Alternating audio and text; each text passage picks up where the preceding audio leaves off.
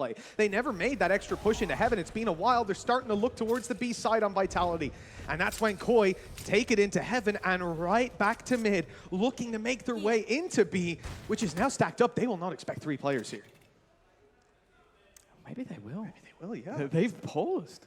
MOLSI waiting aggressively. He's spotting no one out, but he might know they're still in heaven. He hasn't heard any steps, and the rotations come through from Destrian. He might be the first point of contact. The swing will give him that little bit of information, and now KOI, it's a problem. They got 30 seconds to try and make their move, and MOLSI is ready, but he's not going to get the kill. And with that, it just leaves Destrian. He's low HP, fighting on range versus 2 or 3 opponents when the peaks come in. There's no chance for him, really. He's just going to wait for the rest of the team to come through, and with that, KOI pretty much guarantee a plant. They've also got good heaven control. Despite having a 3-player ramp or push down main, they end up actually grabbing themselves a decent bit of control to play with it. Further that, with trexx going down, KOI. Okay. Oh, right. Oh, wait. Got Sheydos just on those trades almost immediately, and it turns it down into a 1v1.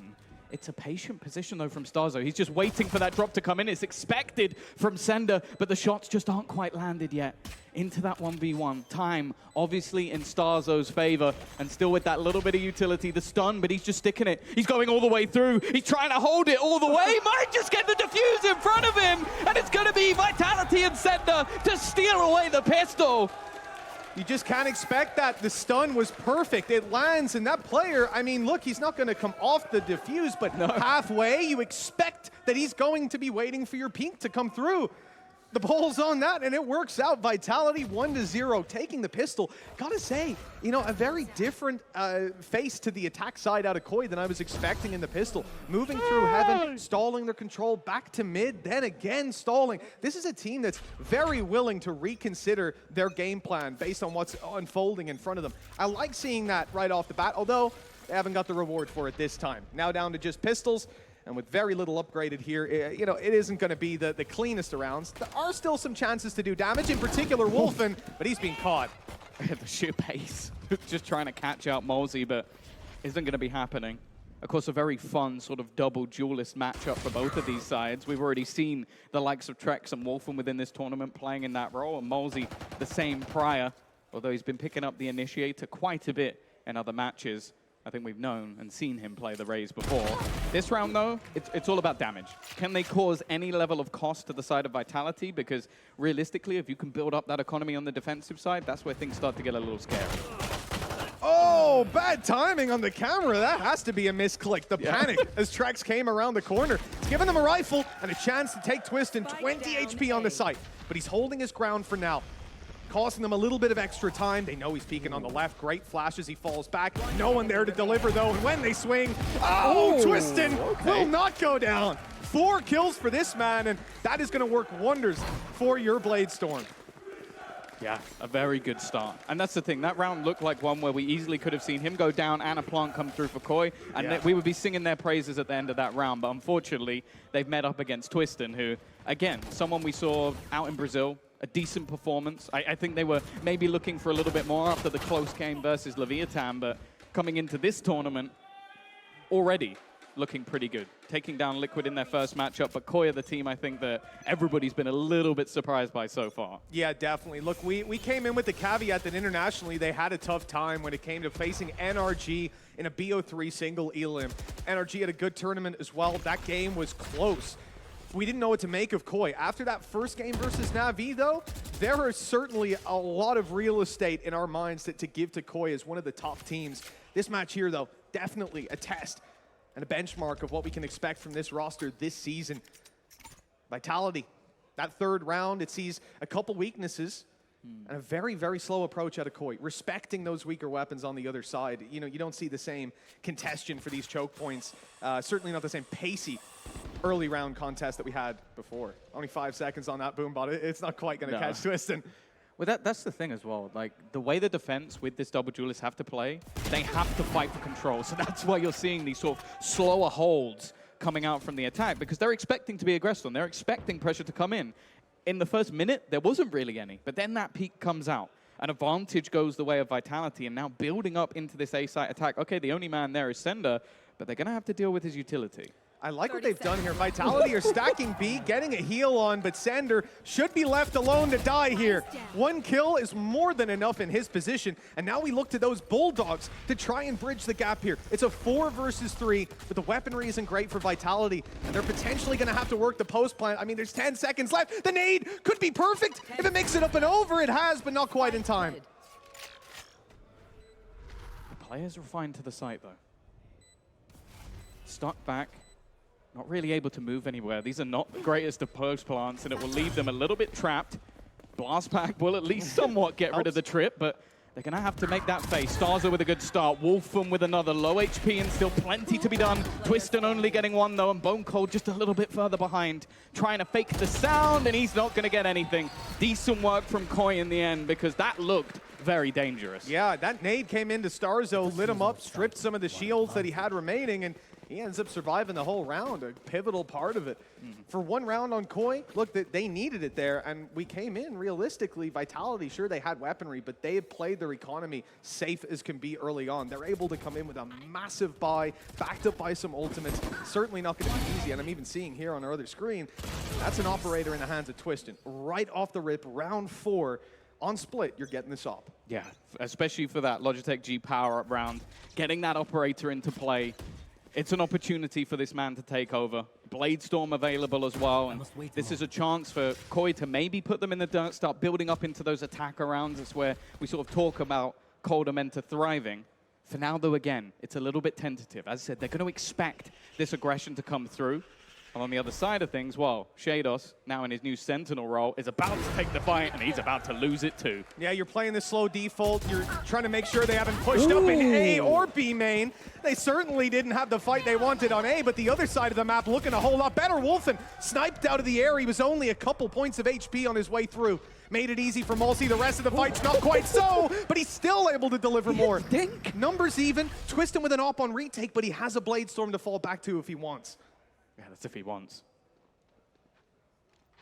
Sat back, waiting, looking for that peak. Just going to try and deny koldamenta an escape. No shadow step, so he's just got to try and sit in there and hope that his teammate can help, and trexx will do just that. Spins on a dime to try and find the second, and koldamenta, he keeps it close. But again, it's another round for KOI.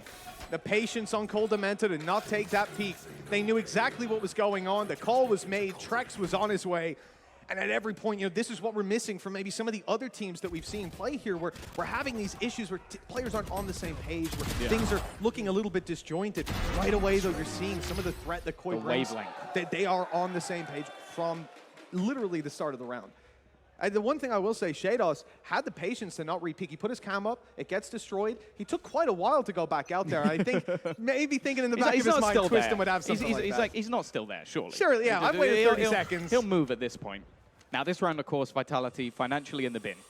You've got the Bladestorm at least for Twisten, something to play with. And the rest of the team are just going to be working with Sheriffs. The thing that is good for them, though, is their ult economy. MOLSI just claiming the orb over and towards main gives him a showstopper, Bladestorm, and then they're not far off the res as well. So although financially this round looks really bad for Vitality, there is still potential. They're going to wait out this wall, I think. It should be going fairly soon. Starting to show some cracks. Flash ready for starxo on the other side, and here we go. A little bit impatient. They're going to break the wall themselves. Start the push now, but there's so many players on the other side. Twisten, Bladestorm doesn't find anything. Back down to the shorty. In most players' hands, that'd be the end of the round, but well, keep an eye on this guy. He does it again and again. KOI on the way in, on the back of the side, and there's the shorty coming out. A tickle that's followed up on by ceNder, a showstopper from miles away. That's never going to hit. No, the ults really haven't done too much. A few weapons retrieved, but not anything to write home about. It's not pretty. And although Destrian manages to get one, it is just left onto Twisten. The rest of the team looking to escape. KOI not wanting to go anywhere near that man, and well, they know exactly where he is now. Yeah, nice try to jump over it, but the ramp ain't doing you any favors. Yeah, at least he's managed to recover a Spectre for his troubles, a Sheriff as well.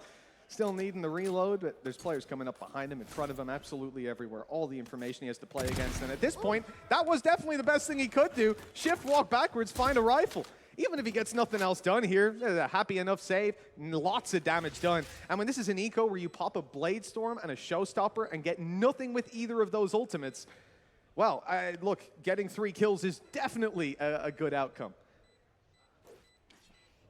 Very close to this site. Is this looking to take a pick?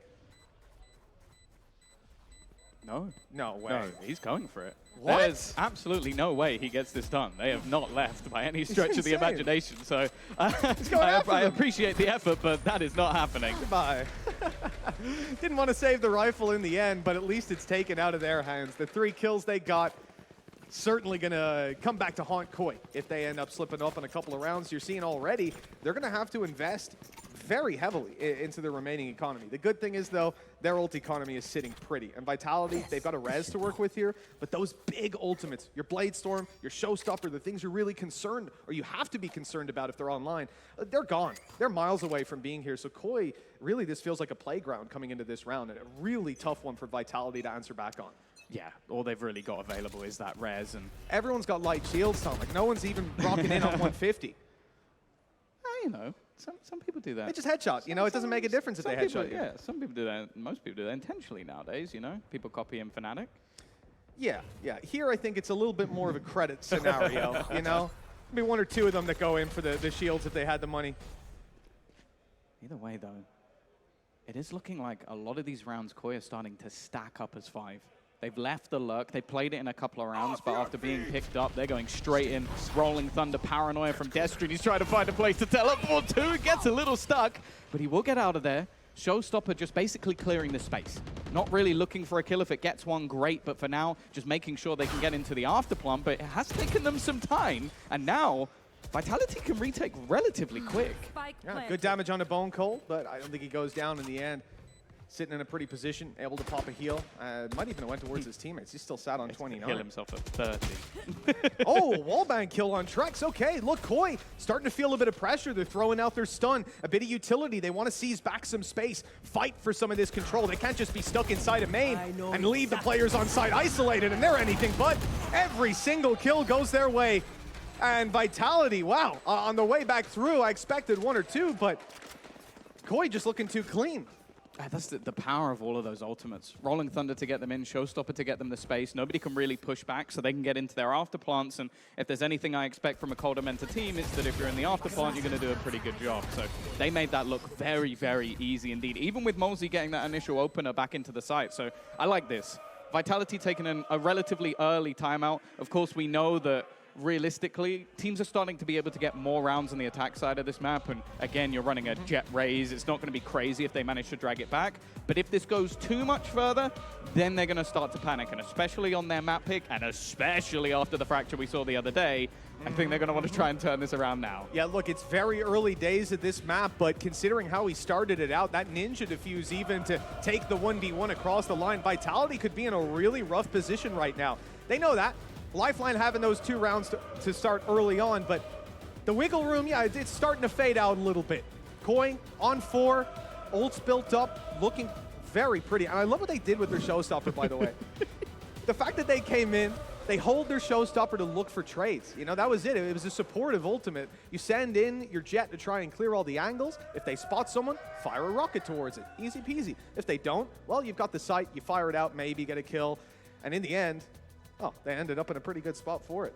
Vitality, this timeout will be full of conversation around how they want to approach this, but I hate having to make these adaptations on the defensive side, where KOI could just come out swinging in this round and undo anything Vitality you're planning. But that is the most fun thing, I think, for me at least, going into this matchup, is we've got the in-game leader that we sort of call the kingmaker, the man who's moved to many different teams and made them successful. Yep. And we have an IGL who's won champions. Now, I'm going to go ahead and say there's only a couple of those.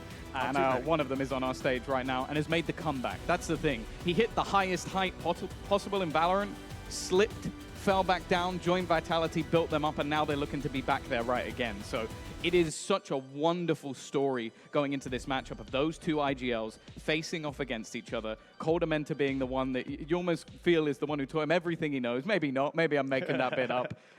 But after a pause, we'll see if they've been able to adapt. You know, it's hard to really overrate koldamenta. Again, this guy has been to 3 international events with 3 separate teams that he's built, that he's the core, the IGL of. It's unbelievable, the success he's had.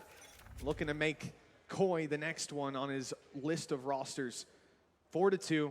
And we're kicking things back off. That timeout left Vitality looking for a bit of aggression up towards A main, leaving out. And here's the thing, Raze has been typically playing towards that B site. You'll see the early nades going through, you'll look for the control. Now that's not in play. You're seeing Raze on A, and that's gonna leave KOI with a little bit to think about. Yeah, for sure. It's a switch up of setups. It's a round where, again, there's one rifle, so MOLSI almost has to just try and gamble around the map. He needs to try and be the superstar, that rotational player to try and get anything he can done. Now, Twisten's managed to bypass, as you said, that little piece of utility, but that's enough for them to start stacking towards the B site, holding a player still in mid in the form of Destrian, who, of course, has his smoke, has his paranoia available, and actually, ceNder's going to play within it. A single bullet here, a little bit of luck could be enough to grant him a kill, but he is waiting, and the cam, I don't know if that's actually going to clear him. I think it's through the smoke, so they don't know if there's anyone in here right now. Well, they're about to find out. No kills for him, unfortunately, and now the rifles start to really roam around the site. Pistol duels going BONECOLD's way, but that is about all there is to say. And Twisten's flank, as elegant as it looked, it's not going to find anything. They are expecting it. You know, this is a Jet last alive. You know he can go up and over that trap wire, and really well handled all across the board from KOI. I will say, Vitality's early round, and this is a round where they didn't have a lot. They had one rifle, a couple pistols. They started out by sending the rifle A main. Guy who's typically B, shows himself, blast packs out, and he did not stop holding W. He ran back through spawn all the way around to B. And I do wonder if a certain element of that is they've seen me here instead of on B. They've seen me with a rifle as well. They know we don't have many of those. They might go B now. They might think it's the weaker one. And, well, look, they got the stack. You can see by the blue X's on B site. They certainly did stack the site. Unfortunately, everything came down to a 1v1.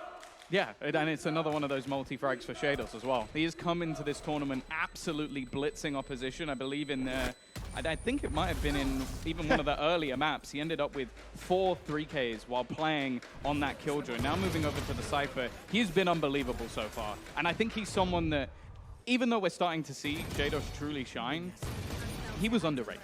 Like, looking at that old mech, we talk about Nats a lot. We talk about Chronicle going on winning a championship. Sheydos was one of those players where he was always incredible, but because of the team he was on, he was maybe never given the same sort of premise. I think a lot of people still rated him decently, but seeing him play the other day, unbelievable.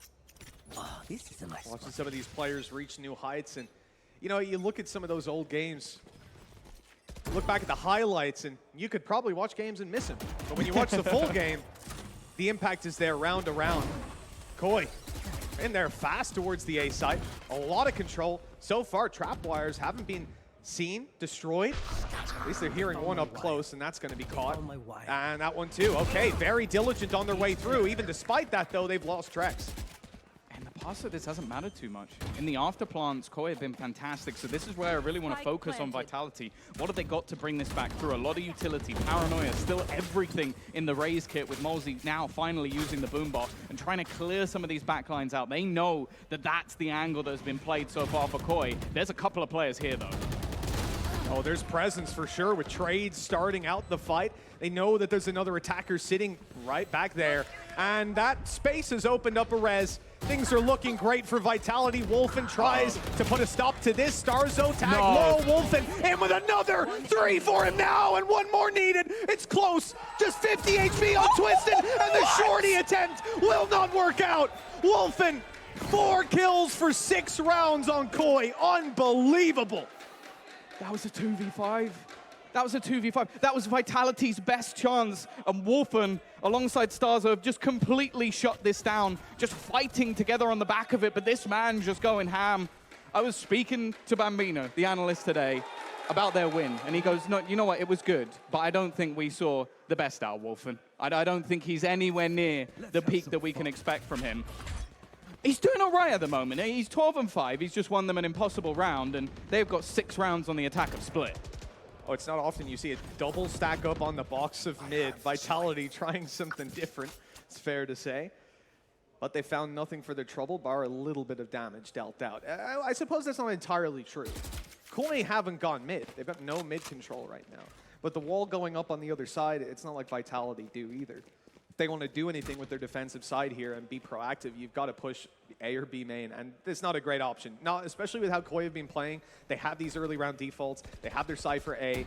You're always seeing this B main presence, and if it's not, actively being held, they'll double swing it late in the round, possibly have some utility to clear it, like we saw 1 or 2 rounds ago. So it's a tough map to get proactive on in general, but the way that KOI are playing right now just neuters Vitality's round until KOI make a step forward, and then they can fight. Yeah, they've been leaving it later in other rounds as well, like sort of looking to take those mid-round fights, get themselves into an advantageous position. But I'll be honest with you, Mitch, so far, that really hasn't mattered too much. And as they build into what looks like a B hit again, Vitality do have the read. They've had it many times. The question is, do they win this one? Well, they've just caught BONECOLD. This opens up a lot of options. Close heaven play, actually caught as well. Oh, with Twisten going down, this round is completely different. Vence is under heavy threat. One man's got to hold it. It's ceNder again, but he's spotted. The ult reveals and Paranoia chases him, but doesn't catch. He's on his way up and over. TP on a Destrian! It's massive! They can stop the defuse! They'll swing on in and claim that round for Vitality. Down to a fraction of a second on that from the Shadows, and, well, he emerged from the Shadows victorious. Unbelievable yet again! If trexx hit the floor a split second earlier, he is getting a free bullet to the face. And instead, he lands it, and with the Guardian, immediately hits the edge. Oh, look at this! It must have just been sheer panic seeing him fall down, and he takes another one, and his teammate then swings and denies. I want to give credit as well. That was the prettier play, but ceNder surviving in that moment and holding on to A main control was huge. Just another spot for them to watch, another angle they can't peek without that in the back of their mind. Great work from ceNder. He is such a reliable site anchor. You know, he's not making crazy plays to give it away. Rolling Thunder and B main, 2 of them are gone. Oh, the Paranoia! It's canceled it out and given MOLSI the duel. A great response coming out of Vitality. That wasn't quite where we wanted to see that rocket fired, and, well, it all comes tumbling apart. You know, it was good, though, at the start. I like the first bit. That's the thing. If he was maybe the height of Milan, I think that probably would have got them. I think that would have hit Bang him. on, absolutely. It would have been a headshot. It would have been a really good showstopper. Unfortunately, headshot. It might have been top of the chest. Honestly, it's still a body shot. Yeah, not everybody's 8 foot tall, but that has definitely gone wrong. And we're back to regular programming, Mitch. It was a little blip on the radar. It was a cool round with some, well, basically very risky but successful plays, and then KOI just got back to winning again. Yeah. And you said, you know, you can see these teams picking up attack side rounds. It's not uncommon. And with what's coming into play for Vitality, you know, same on the other side. They've got that good site opening composition. Yeah. But, I mean, really, this was just so beautiful. Paranoia. Oh, it's a tough spray when you're stunned up. But right now, man, 7 on the board. I don't think it's out of the... I don't think it's ludicrous to even say that Vitality need to win both of these final rounds. And if they lose this, their economy's gone. Even maybe just from a confidence standpoint as well. Because in a lot of these rounds, they're getting bullied. They're trying to get aggressive. It's failing. Already, Destrian under pressure. Quick rotation in for the remainder of the side. Trexx is looking. He might get 2 here, but no. He actually gets traded out. It looked like BONECOLD was going to take a big hit. Instead, he's fighting forward, looking for more. And BONECOLD has taken this into his own hands. Sheydos, last man standing. A 1v3, a multi-frag merchant, and a minute to play with. Plenty of time. Get them guessing where you're coming from. Could be a long wraparound through spawn, but no way. ceNder getting another round for Vitality. 4 was essential to see. They can push up to 5, close the gap. A pistol could see them neck and neck. It is far from over right now. But KOI, undeniably, have looked fantastic. They're playing some clean Valorant right now. And that 8-4 scoreline. Oh, it's so unlucky. And that's the thing, BONECOLD wins the round. He manages in a situation where his teammates are still sort of rotating in. He gets a 3K fighting against multiple players. Like, those are the sort of plays that might be able to turn this back into Vitality's favor. And as you sort of said, 7-5, that's not too bad. Reasonable, workable, for sure, recoverable with a pistol. But yeah, it goes much further than that, and we are certainly in trouble. KOI, on this attack side, will take it slowly through mid. A bit more of a contact than we're seeing from them in some of these other rounds. And there's the contact. MOLSI spotting them on the cross. Just one player, not a ton of noise. Smoke comes out as a response. Still seems to be a fairly calm round out of Vitality. They're not too worried, using the wall instead for B Heaven. But this A site, the shorty to clear for the trap wires, I love it, man. Yeah, they're hunting for it. It's not there. They're both currently within the site, so... almost abandoning that control, but you can see there's a cap. So they are still going to be watching for this, checking, and playing much more deeply within. The thing is, it does give a lot of space to KOI to play with. They're going to be pretty much in the face of their opponents by the time they realize that that rotation is coming in. And actually, they're pushing back. I think because they didn't have that pressure into B main, they're thinking, okay, that's probably control that's been taken from us. As Vitality have been pushing there often, well, they haven't pushed into A, we know that. We've got trips, so they must have pushed B. Cover going out. The thing is, though, you're taking a... 30 seconds. Yeah, gonna say they probably need info soon. They got it. Over towards the site, MOLSI now under threat, and look, ceNder's been doing a great job when he's getting surrounded, but they've got him stuck in a corner. He's safe, completely safe. Will they clear it? Yes, they will. Taking him down in the process, leaving Wolfen on 16 HP, but securing a plant most importantly. Yeah, Wolfen just gonna spam the blades in the hope of a free kill. Again, with the advantages, they don't really need to take the risk of the blast back, almost just giving him that little bit of extra shielding. Vitality in a 3v5. They need someone to make a mistake, someone to make an error. Maybe that was it. In fact, a couple start to fall back into a 2v2, and this will tell them where they are. Both on back, spray through the smoke, not gonna happen. Twisten had to pop the reload. No, he's still on one bullet. That means it's shorty time. He's gonna get close. Cloud bursts all around. They don't know where he is, and now they found him. Out of the cloud burst with a shotgun. It's just twisting things, honestly. They told us before, top of the page number 1 in the anti-strap book for these guys. Twisten plays a shorty. Everyone knows it, and, well, he likes to remind them. It's just an absurdity. The way his brain works to go, I have a gun in this scenario, I have a rifle in my hand, but not at this range. Well, I'm getting up in his face. Listen, 1 bullet in the rifle, so I'll give him that.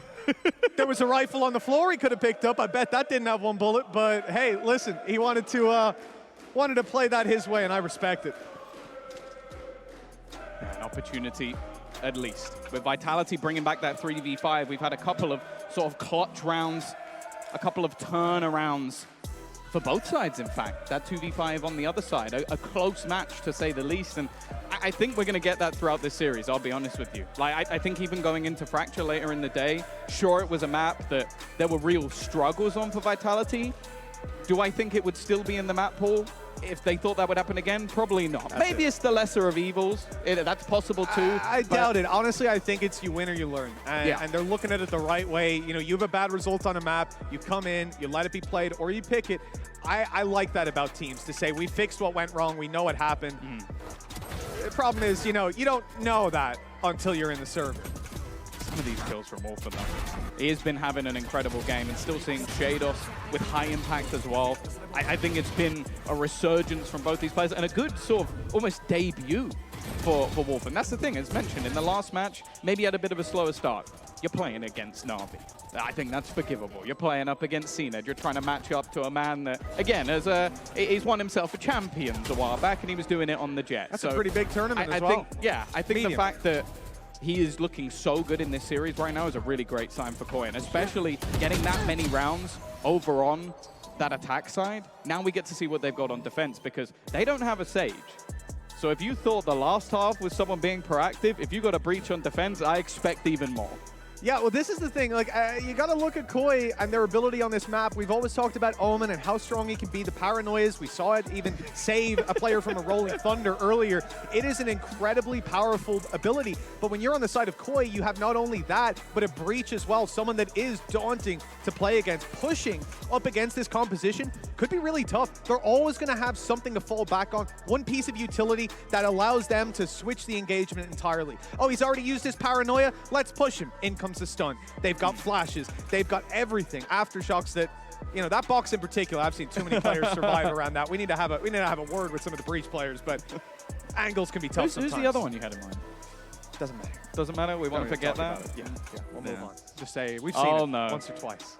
Can we escort the writing's on the wall? Can we escort Pampok out the building, yeah. Please? Can we I heard them earlier, man. I told them they should get in the shuttle right away, get back to the hotel. They said, no, we think we'll hang out a bit. We'll watch the game. Well, now none of us can watch the game. Pampok, thanks a lot. You know, it's times like these we get to have a little bit of a chat.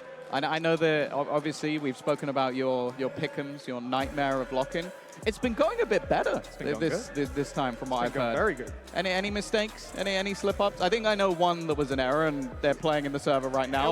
It was the only I think one. you're with the 94.7% of people who didn't think KOI would beat Na'Vi. Yeah, I definitely am. Look, you know, we come into this tournament, we talk about KOI as a team that has potential. They've got the King Builder. I was a massive fan of KOI going into lock-in, even with them facing NRG to start, but we got to be real. I didn't think they were going to do damage to Na'Vi. I didn't think they'd... A map, maybe. A map, maybe. And you asked Angel before, definitely not a map. But they took two.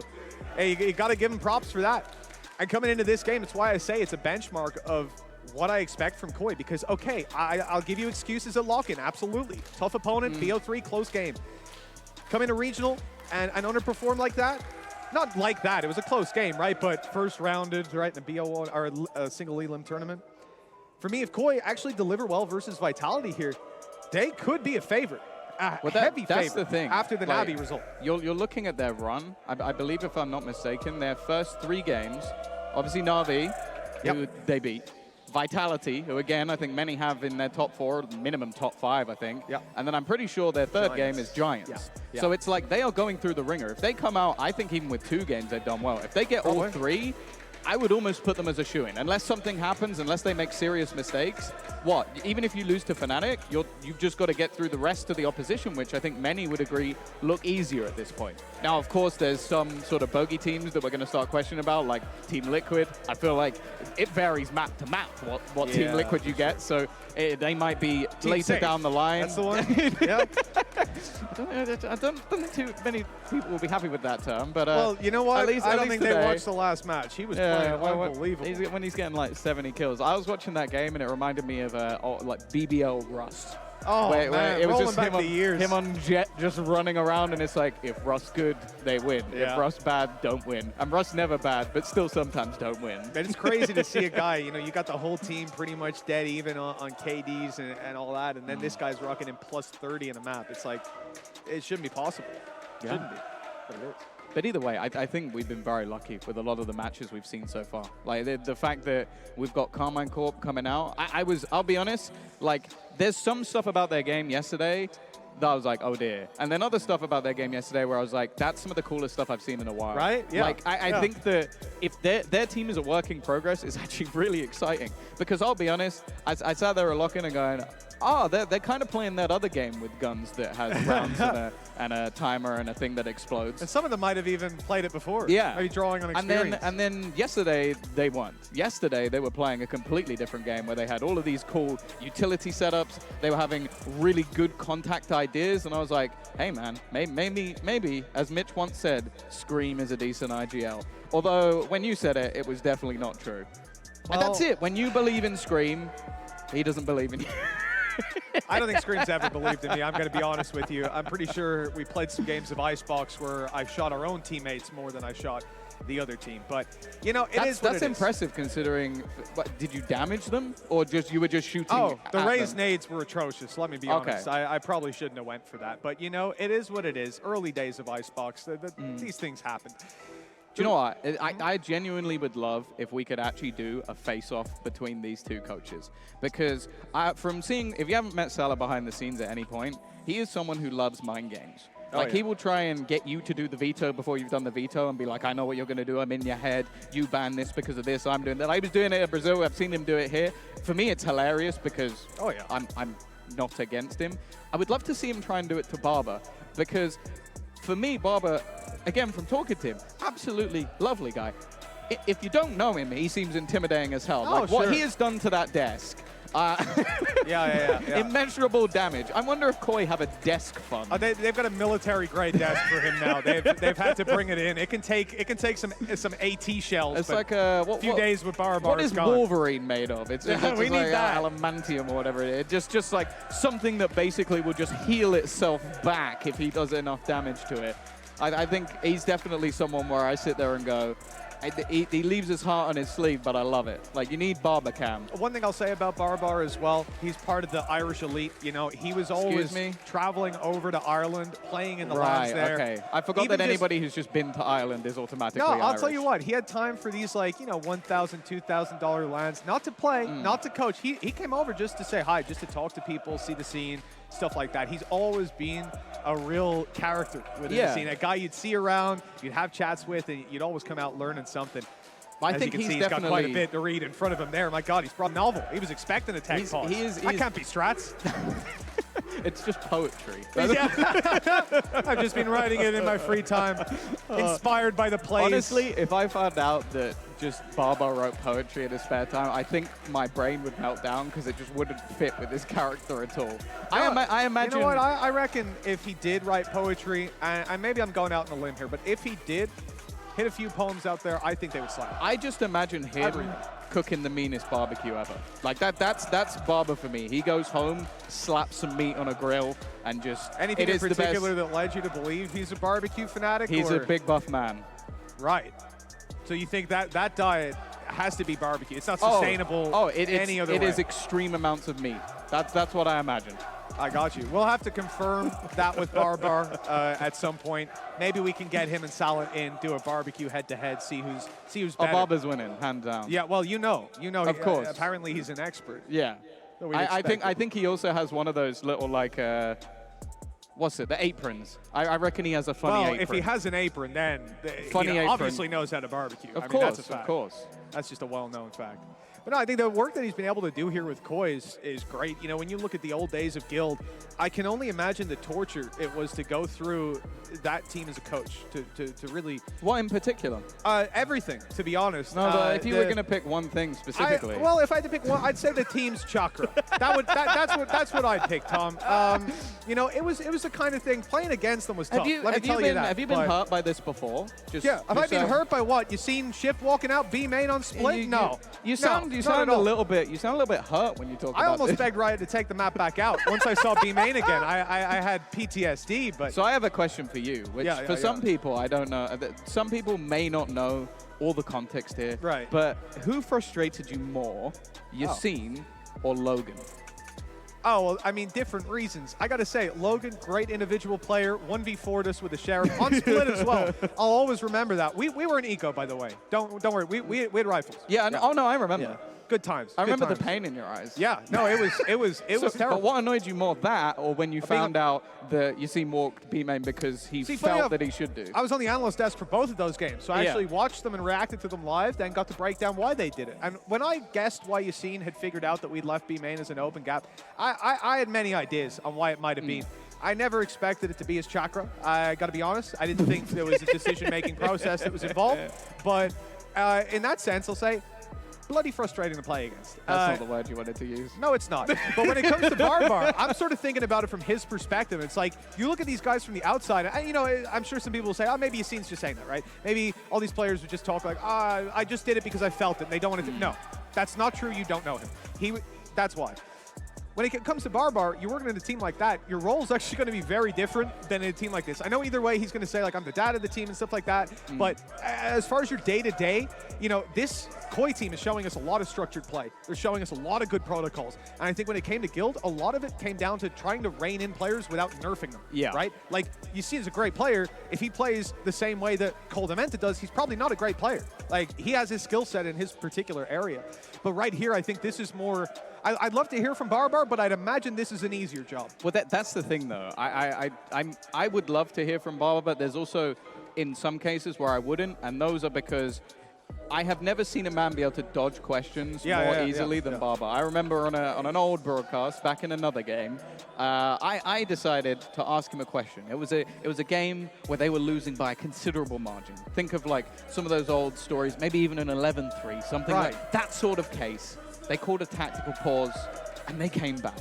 It was incredible. One of the best comebacks I've ever seen. We get an interview with Barbar, and I'm like, this is going to be brilliant.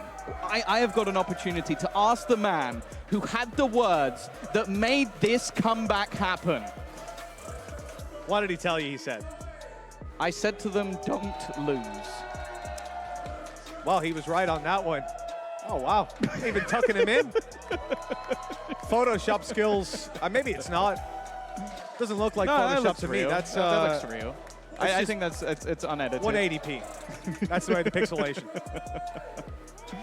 But yeah, I think that that's the great thing about both of these coaches. Like, Salah's going to try and get in your head, and I think if there's anybody that you can't get in the head of, it's Barber, because he probably wasn't listening. I'll be brutally honest. You stopped talking. You went, oh, what was the question? Yeah, I just said win or something. Yeah, no, I did get a little bit of information while we were waffling, and supposedly there is a referee looking into some of the footage of some of the previous rounds. So that's what the technical pause is currently for. So that is why we are waffling. Trust me, we have not put it in our contracts that we want extra airtime during this technical pause. No, I actually, if Panpoc have X amount of tech pauses, I'm sort of just sick of it. So I've requested we get the same amount. So this is your fault. The players aren't Did you pay the referee? But maybe a little bit. He's not looking into Wouldn't be the anything first right time, now. you know. He's watching I knew Alliance didn't win those games legitimately. That is not a shun to the org. They are very nice people. That is just a shun to him. But we've talked a lot about Barbar, and over on the other side for Vitality, Salah, you know, you're talking about guys, mind games. This guy is unreal. I mean, he came up to coaches a week before the game and tried to arrange the vetoes in a bar. I mean, he is not afraid to catch you off guard. Himself and Bambino certainly have had the odd few exchanges. Yes. We've been there for a lot of them. It's great. Get ringside tickets. Well, I think that's the cool thing. Is like, hey, koldamenta. you talk about my Italian brother right there. Look at him. You talk about the coaches that have sort of come up from other games, and then you talk about coaches like Salah, who we've seen sort of grind through the landscape of Valorant and make their way through to the position they're in. And I genuinely can't think of people more deserving. And I think that's happened for many players we have on the stage right now. Like you talk about the ringer that trexx had to go through to get here. One team in particular, I won't name, but that must have been an absolute nightmare. Then he makes it into Guild, looks fantastic. Guild doesn't make it into the partnership, and then he has to find a new home. And that's one of the things that I think was almost impressive about this KOI team. A lot of other teams jumped immediately. Yeah. They went, I almost like a predator. I need this player. I'm getting him now. I'm paying the buyout. I'm doing whatever I can to make sure I have him immediately. KOI were patient. And the team they have ended up with for a patient team, like you have got a Masters winner, or mech, as some people will call them, a Champions finalist. You've ended up with the Kingmaker, koldamenta in the mix as well. Like, you've got starxo, another Champions winner, trexx, one of the up-and-comers that we've sort of hyped up for such a somebody holding him up there. Why was he putting his hands in the air? Is there someone threatening the players? Someone get the cameraman. Check out what's going on. Or Kolda. But that's the thing. They've woken Twisten up at least. Yeah, you know, he's not napping anymore. He's sat up straight. I'm hoping that means that maybe he's getting ready. Maybe he's just warming up. Nope. Oh, he's getting the crowd ready. Maybe he's just baiting the crowd in. You never know. Oh, here we go again. I got to say, the Golden Hornets, they got a couple more people over their side now, but the other day, there was literally just them, the 8 of them, up against a whole flock of Liquid fans, and it was just madness. Well, I think all y'all at home will be very happy to know, and those of you here in the arena, in the Coliseum. Don't say it. The time is not moving. But I've heard, no, the time is officially, we're getting back into the game. No, the time Things is not are ready moving. to go. The admins have looked into all the previous rounds. It's moving. They've made sure there was nothing funky going on, and we have the go-ahead, the all-clear to get this game back on the road. 5-7 is where we left off, in case you've forgotten. The main question, can Twisten keep up his performance after that nap? Maybe. We'll see. Maybe Wolfen will.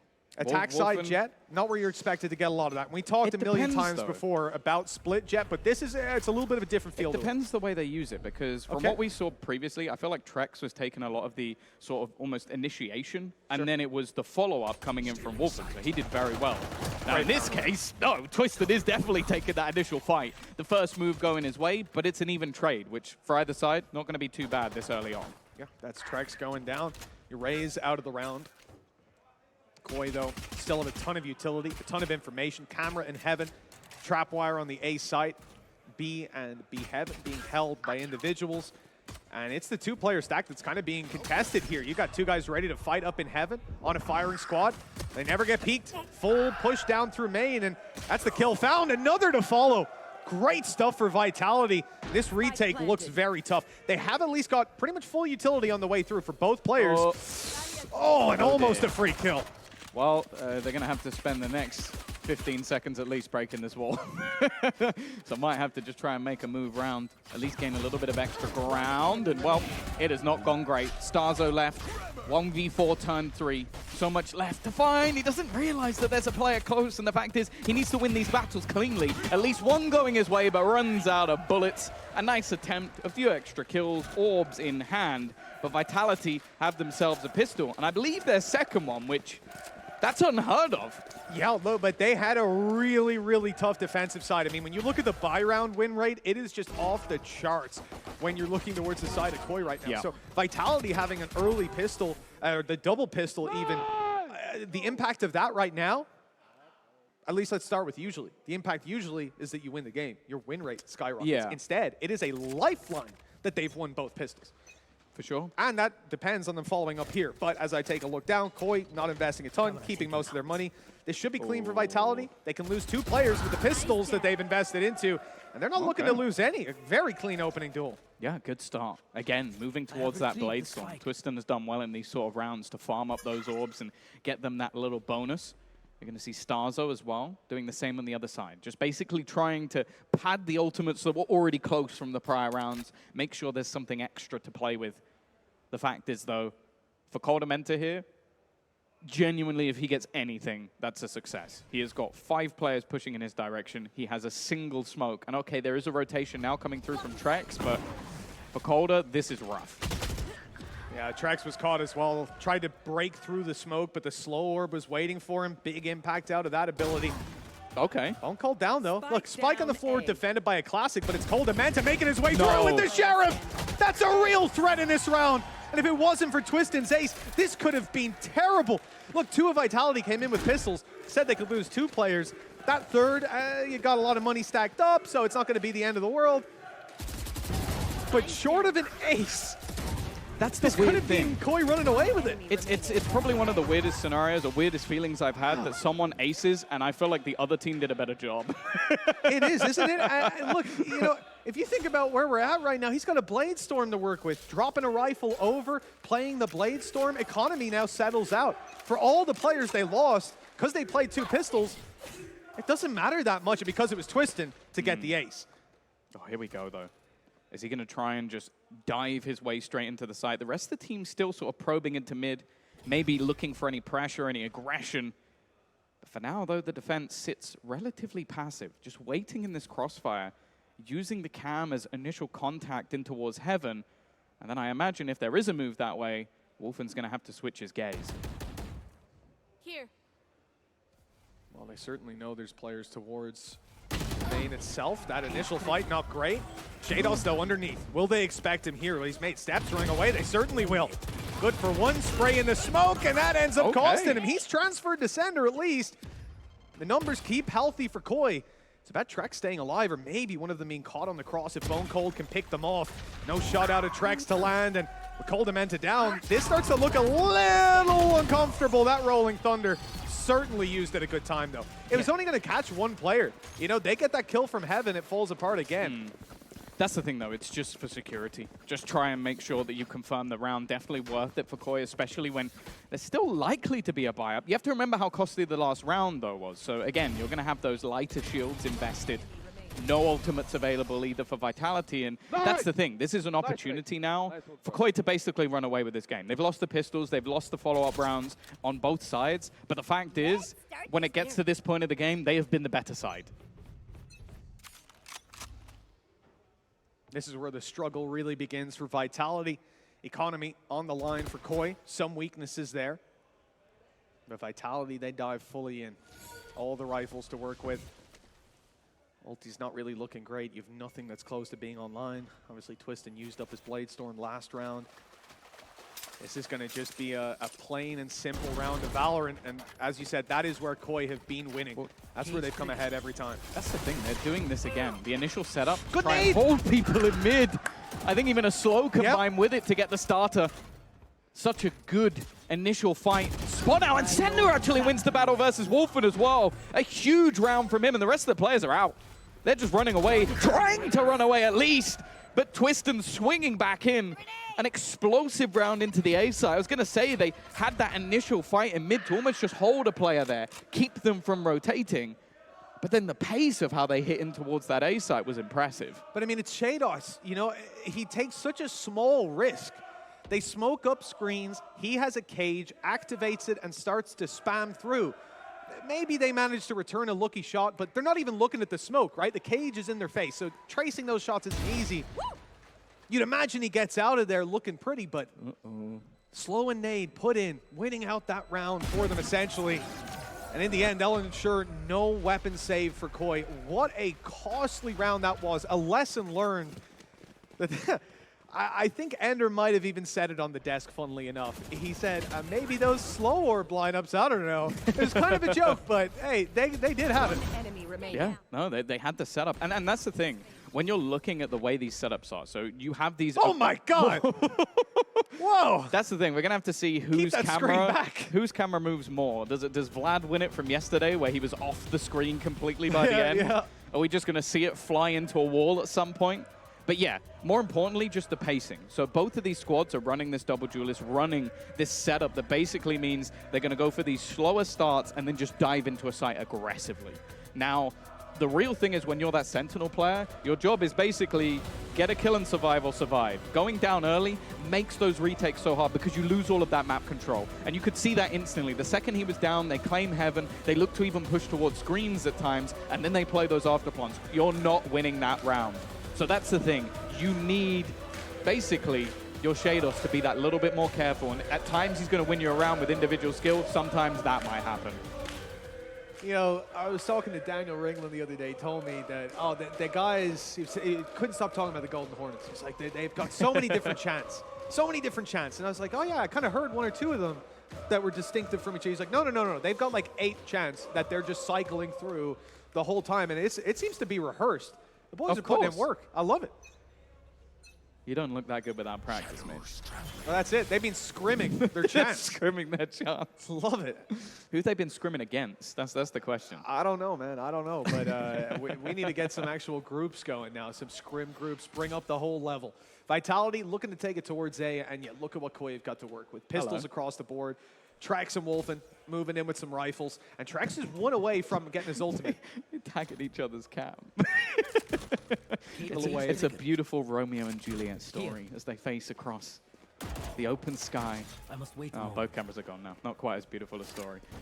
Either way, quick, aggressive push. Again, the nade has landed perfectly onto Sheydos. This time, only a pistol in hand, and well, he ain't going to win that fight. The rest of the team incredibly far away. It was more of a gamble, an aggressive push through B. And well, again, it's an A site after plant with 5 alive.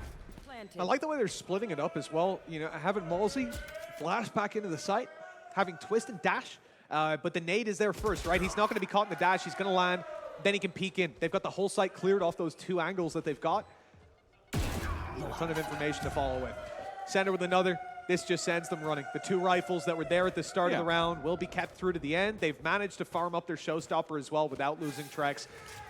And they're still sitting on 25 shields as well. I mean, it's a small thing, but it's going to make that economy that little bit healthier for the defenders. Yeah, I think this next round, though, is where I really want to see what KOI are going to do. Because so far, a lot of the time, they've been pushing into Sheydos' setup. They've been fighting in towards mid to keep that pressure there. And then they've been quickly moving to A, getting into the site with relative ease. So I want to see, firstly, a Vitality now going to move away from that, try and bait them away. ceNder. Oh, nice try. Not going to get anything. Or are we going to see KOI now aggressively fight into that A site? Like, put players there. And I'm watching both duelists go in that direction, so it's looking like they're going to try and challenge that early control. Again, saw a fairly similar look out of that defense on Vitality. They ran for this on an Inco round, where they stacked up A, have an early fight taken by Trexx. Although I see he's quite far back. They're literally playing the heaven control for the showstopper if they make their way through. koldamenta immediately putting down the smoke, and that one way has actually kept them back. They're moving away. He just walked all the way up. The cam is going to spot him. And, oh, he actually doesn't get the kill! Oh, that is a mistake from Trexx. I think thinking he's dead far before the time where he fell. That is a kill that should have gone in the direction. They didn't even tag him with the cam. They just gave the info, so it should have been free. And now Wolfen's going to go looking, but he's been spotted as well. And the full team, after early B presence, they went even further left on the map this time, now comes back to this same A execute. Such an unfortunate fight for trexx. And look at what's come of it. It's KOI free. have decided to gamble it up, roll the dice, and it's the B site that they've landed on. That is not the right one, unfortunately, and I think the realization is going to be coming through momentarily. Vitality have walked their way into A, grabbed the plant, and caught Wolfen. Gorgeous work. Honestly, the calling right now from Vitality is sublime. It's basically just utility dump early, like throw in some slows, fight them either in mid or on the B site, and then just, in this case, it was just leave ceNder to lurk around, find a kill, and the full team comes back. And you can see it from the perspective of KOI. They go, okay, well, they've just left that one player there. Let's gamble on the B side, because they've been doing this again and again and again. Surely they're going to switch it up, but no. They're just pulling their rotations away, and now they're on the hunt. They have so many credits to play with, they might as well risk it and try and drop some.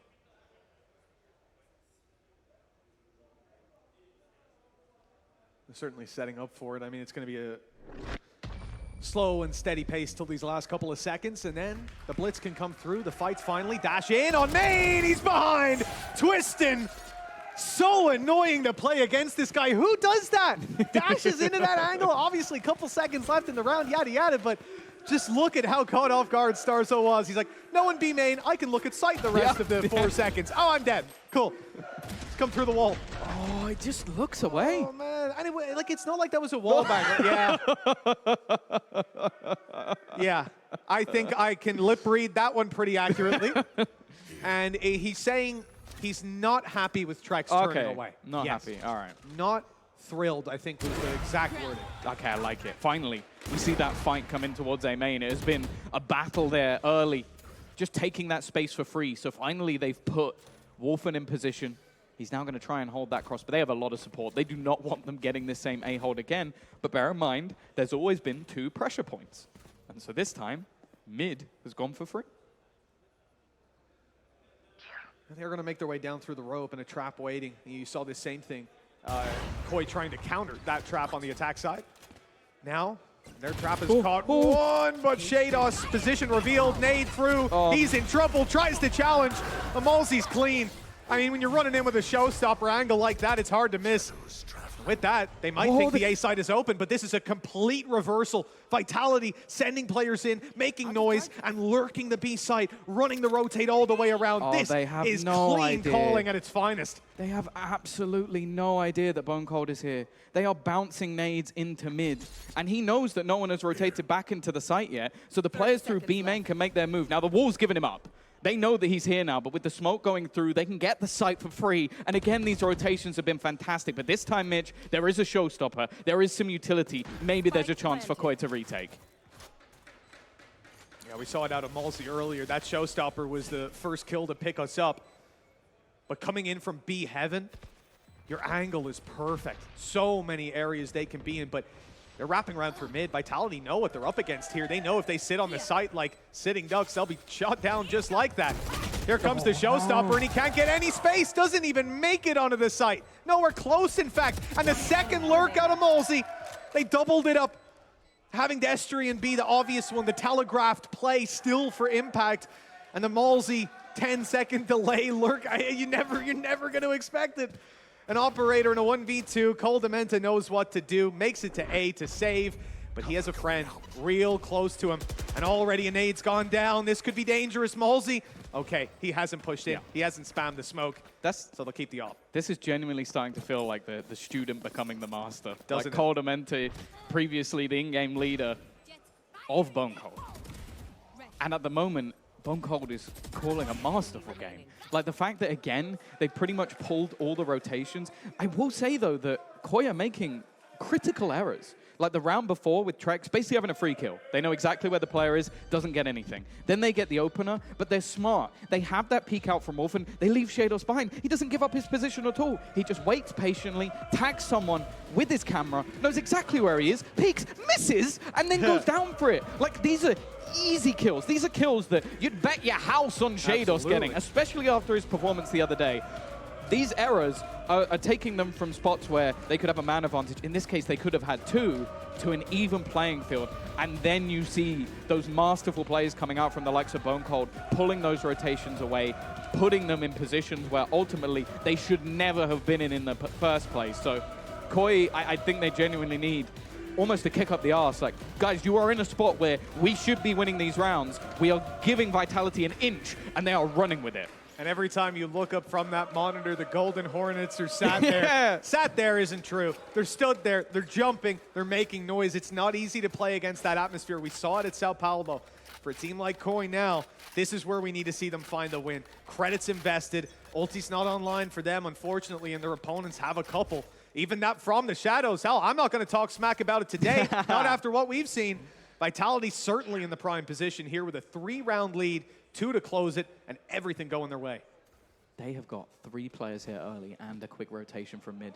They're really looking to try and challenge it this time. Information seems to have been made already. Heaven control lost, but they're going to try and stack up in towards screen and the site, and Wolfen is still holding here. He's about to be surrounded. Timing is going to be absolutely everything. He'll get the first and looks to try and escape, but he won't be able to. Now there's only one man standing in their way. It's koldamenta. He's done well. He's got an initial one. The res will at least even things back up, but he slowed them. He stopped that initial move. Okay, wall up. There's 2 players there to spam it, so it breaks pretty quickly. But look at how gate-kept KOI are. They can't get anywhere near the site right now. A huge fight if they want to, but MOLSI's giving it away. He tried to take the risky play through the smoke, but now trouble's brewing.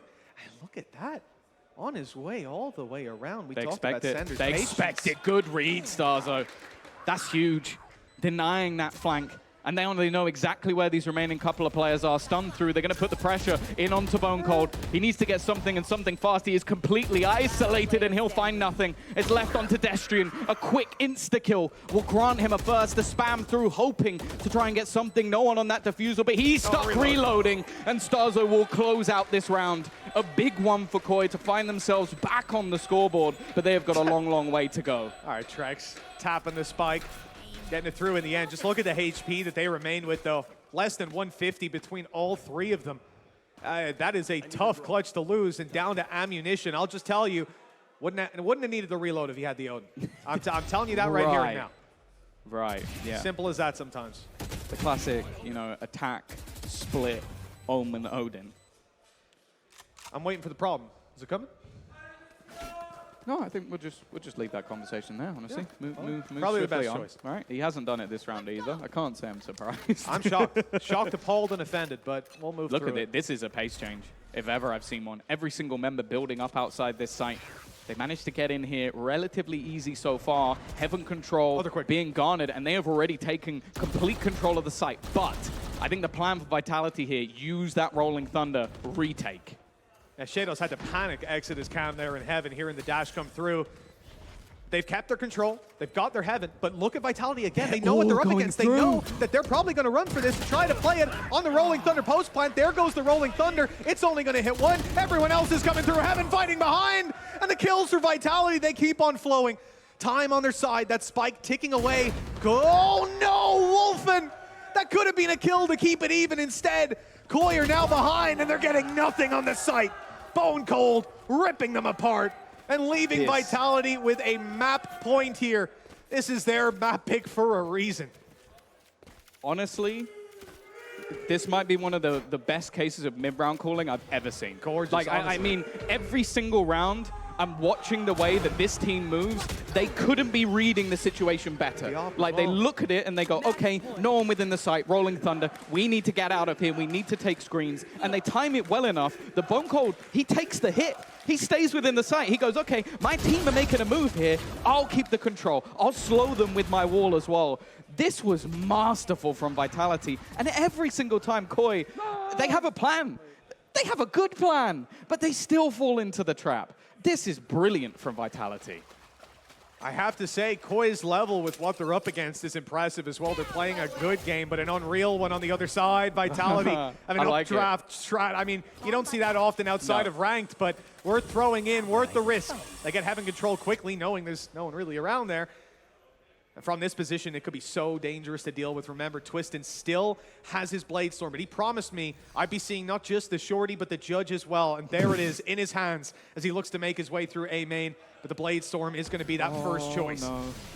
Oh, starxo's under pressure. He doesn't even know it yet. Even though there's an initial trade, Wolfen still needs more. It's not going to go down just yet. Fighting hard. The judge, okay, it's still in the hands, but I'm more looking at the spike. A minute left on the clock. They managed to drop it into heaven as they looked to wrap around through screens. It fell. And now that's something that's claimed by the defenders. They're just trying to work out where these players are. koldamenta, he's got the right idea, but not the right weaponry. It's left all onto trexx. A chance to keep them in this one. Facing off against Twisten, the nade will tickle him up a little bit. Maybe give him more of an even playing ground as he looks to try and battle again. Just little bits of damage, reducing him, but it all comes down to these last few shots, and Twisten's gonna take it! 13-9. They were down in that first half, but the grind back over on this attacking side. A masterclass from BONECOLD and a fantastic performance from the team and the Golden Horn. Absolutely, yeah. They have been putting in one hell of a performance. All in all, Vitality looking like a very scary opponent for anyone to take on. Yeah. And remember, this isn't KOI in weak form. It's a roster that just had an absolutely unbelievable victory the other day, taking down Na'Vi, and now here they come. Yeah. Vitality 1-0 up, but that was split. And I'll give you the one little silver lining that Fracture's up next. But we discussed it earlier, Tom. I'm not expecting them to come in here with no idea how to play it, running the same mistakes they did before. You win or you learn, and I think Vitality will have learned from that last game. That's the thing, they were up against a safe, and I have to wait and see if there's going to be the same sort of level on the other side. Either way, that was map 1. BONECOLD called a great game, but trust me, koldamenta's looking for a comeback. We'll see you after the break. No!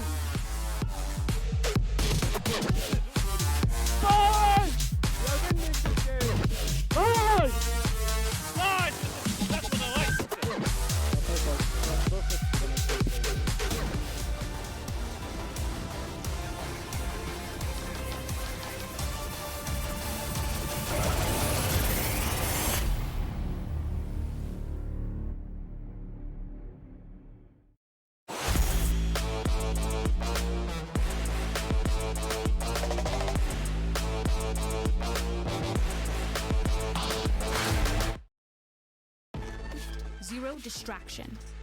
Zero doubt. Zero opposition.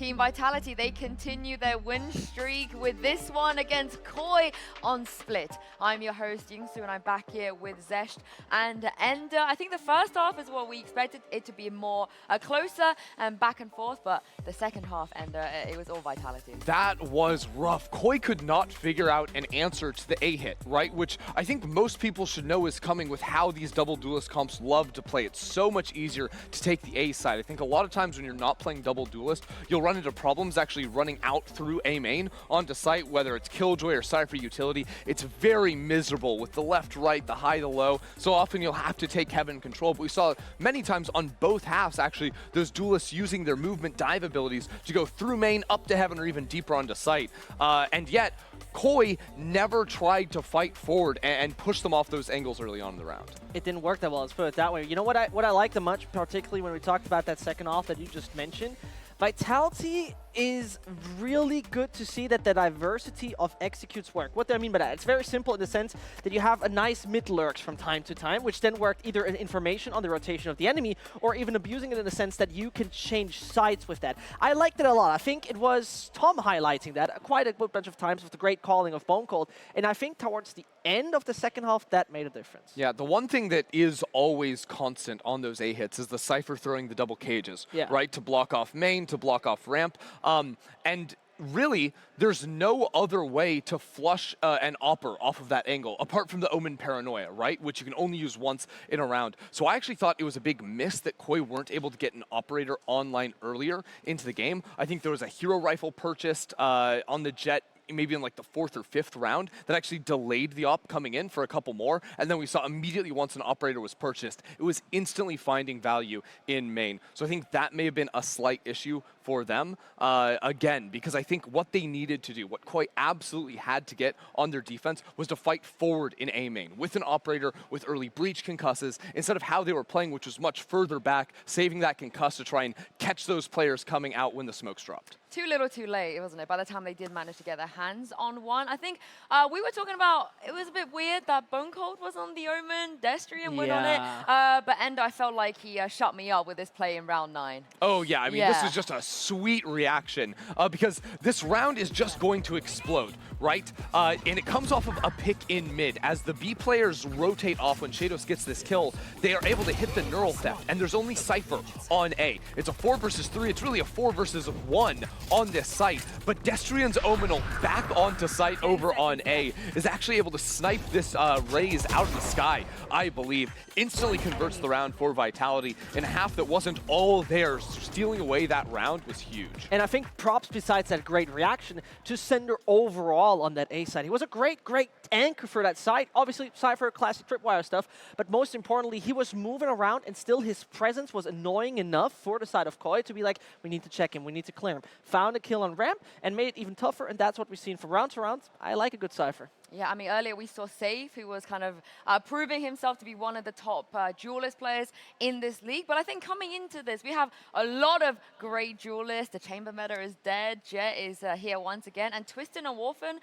they're always kind of on the precipice, cusp, all of the above. Of maybe being in that conversation, and Ender, both of them had a really good map here. Yeah, I think that they really did. And so much is on their backs in a game like this where you have to be entering into sight with both teams rocking the double duelist and not a lot of support behind that as well. So a lot of times there would be unaided entries that you were going in, so no utility giving you an advantage into it. It would be a pure 50-50. And these players, Twisten and Wolfen, were winning so many of those openers. And it's particularly good to see because Wolfen is one of the few players that have been imported from the regional leagues to the VCT, got themselves that upgrade.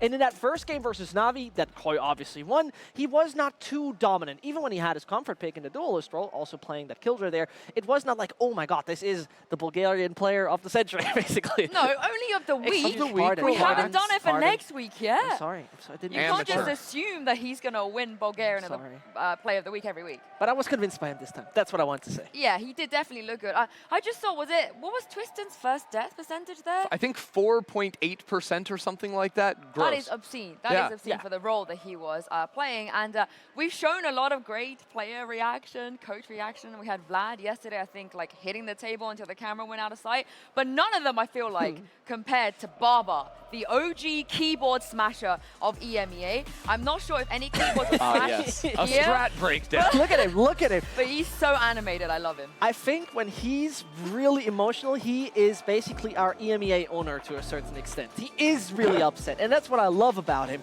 With so much experience in FPS coming in, he cannot control his emotions in a good way. You know how like people say there's certain people that talk with their hands? Yeah. You don't have to hear a word he's saying to know what he's talking about. Who is he shouting at when he turned around?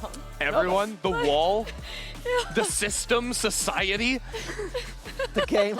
Oh, okay. But I love him. I I can would totally really say love him to know there. how he's in pracs when they actually can hear him all around. That would be kind of interesting. But he seems to be obviously really invested in his team, and that's what I actually like about Barber. My favorite is when I think he smashed the keyboard and we saw the keys flying off. It was like it actually happened. But I don't think he should have been too super tilted, you know? Still No. some things from KOI that wasn't all bad.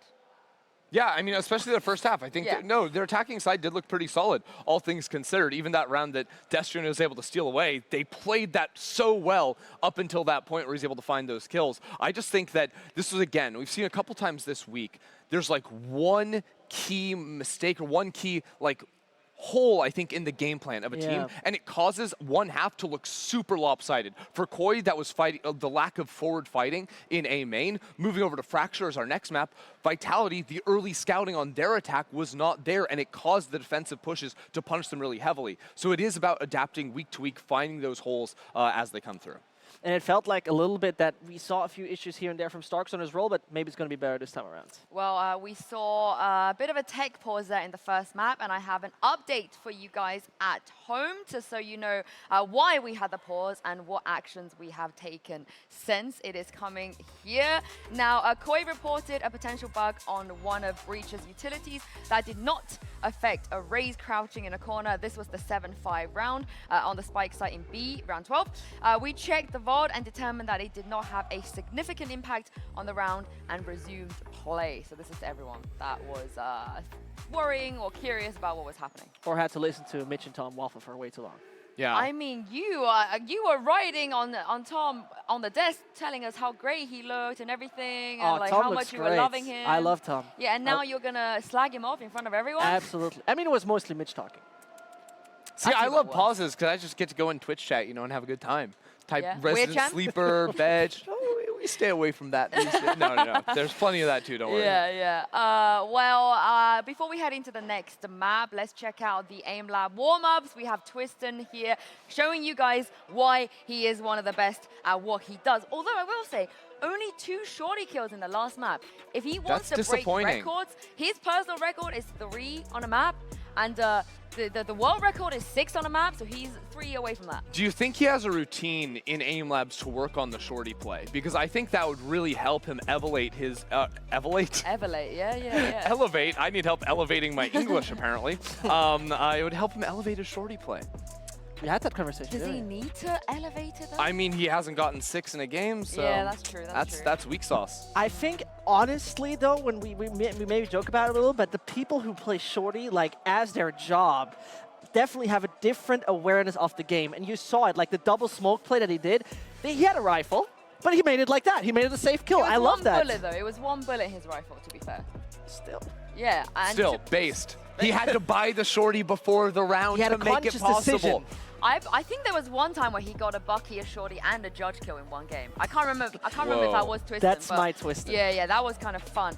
We are going to head into Agent Select shortly, but Fracture, guys, are you worried for Vitality at all? Yes, if they can't fix their issues, but again, I think it's a very simple fix, and that is the Fade on attack needs to be scouting opposite on the opposite site, right? If you're going A, Fade needs to use a Prowler over towards B. If you're going B, same thing with that Prowler towards A when they're playing 4 on the south side. Well, for KOI, we've never seen them play Fracture before, Vincent, so what would you like to see? What I would like to see, oh, you're asking tough questions.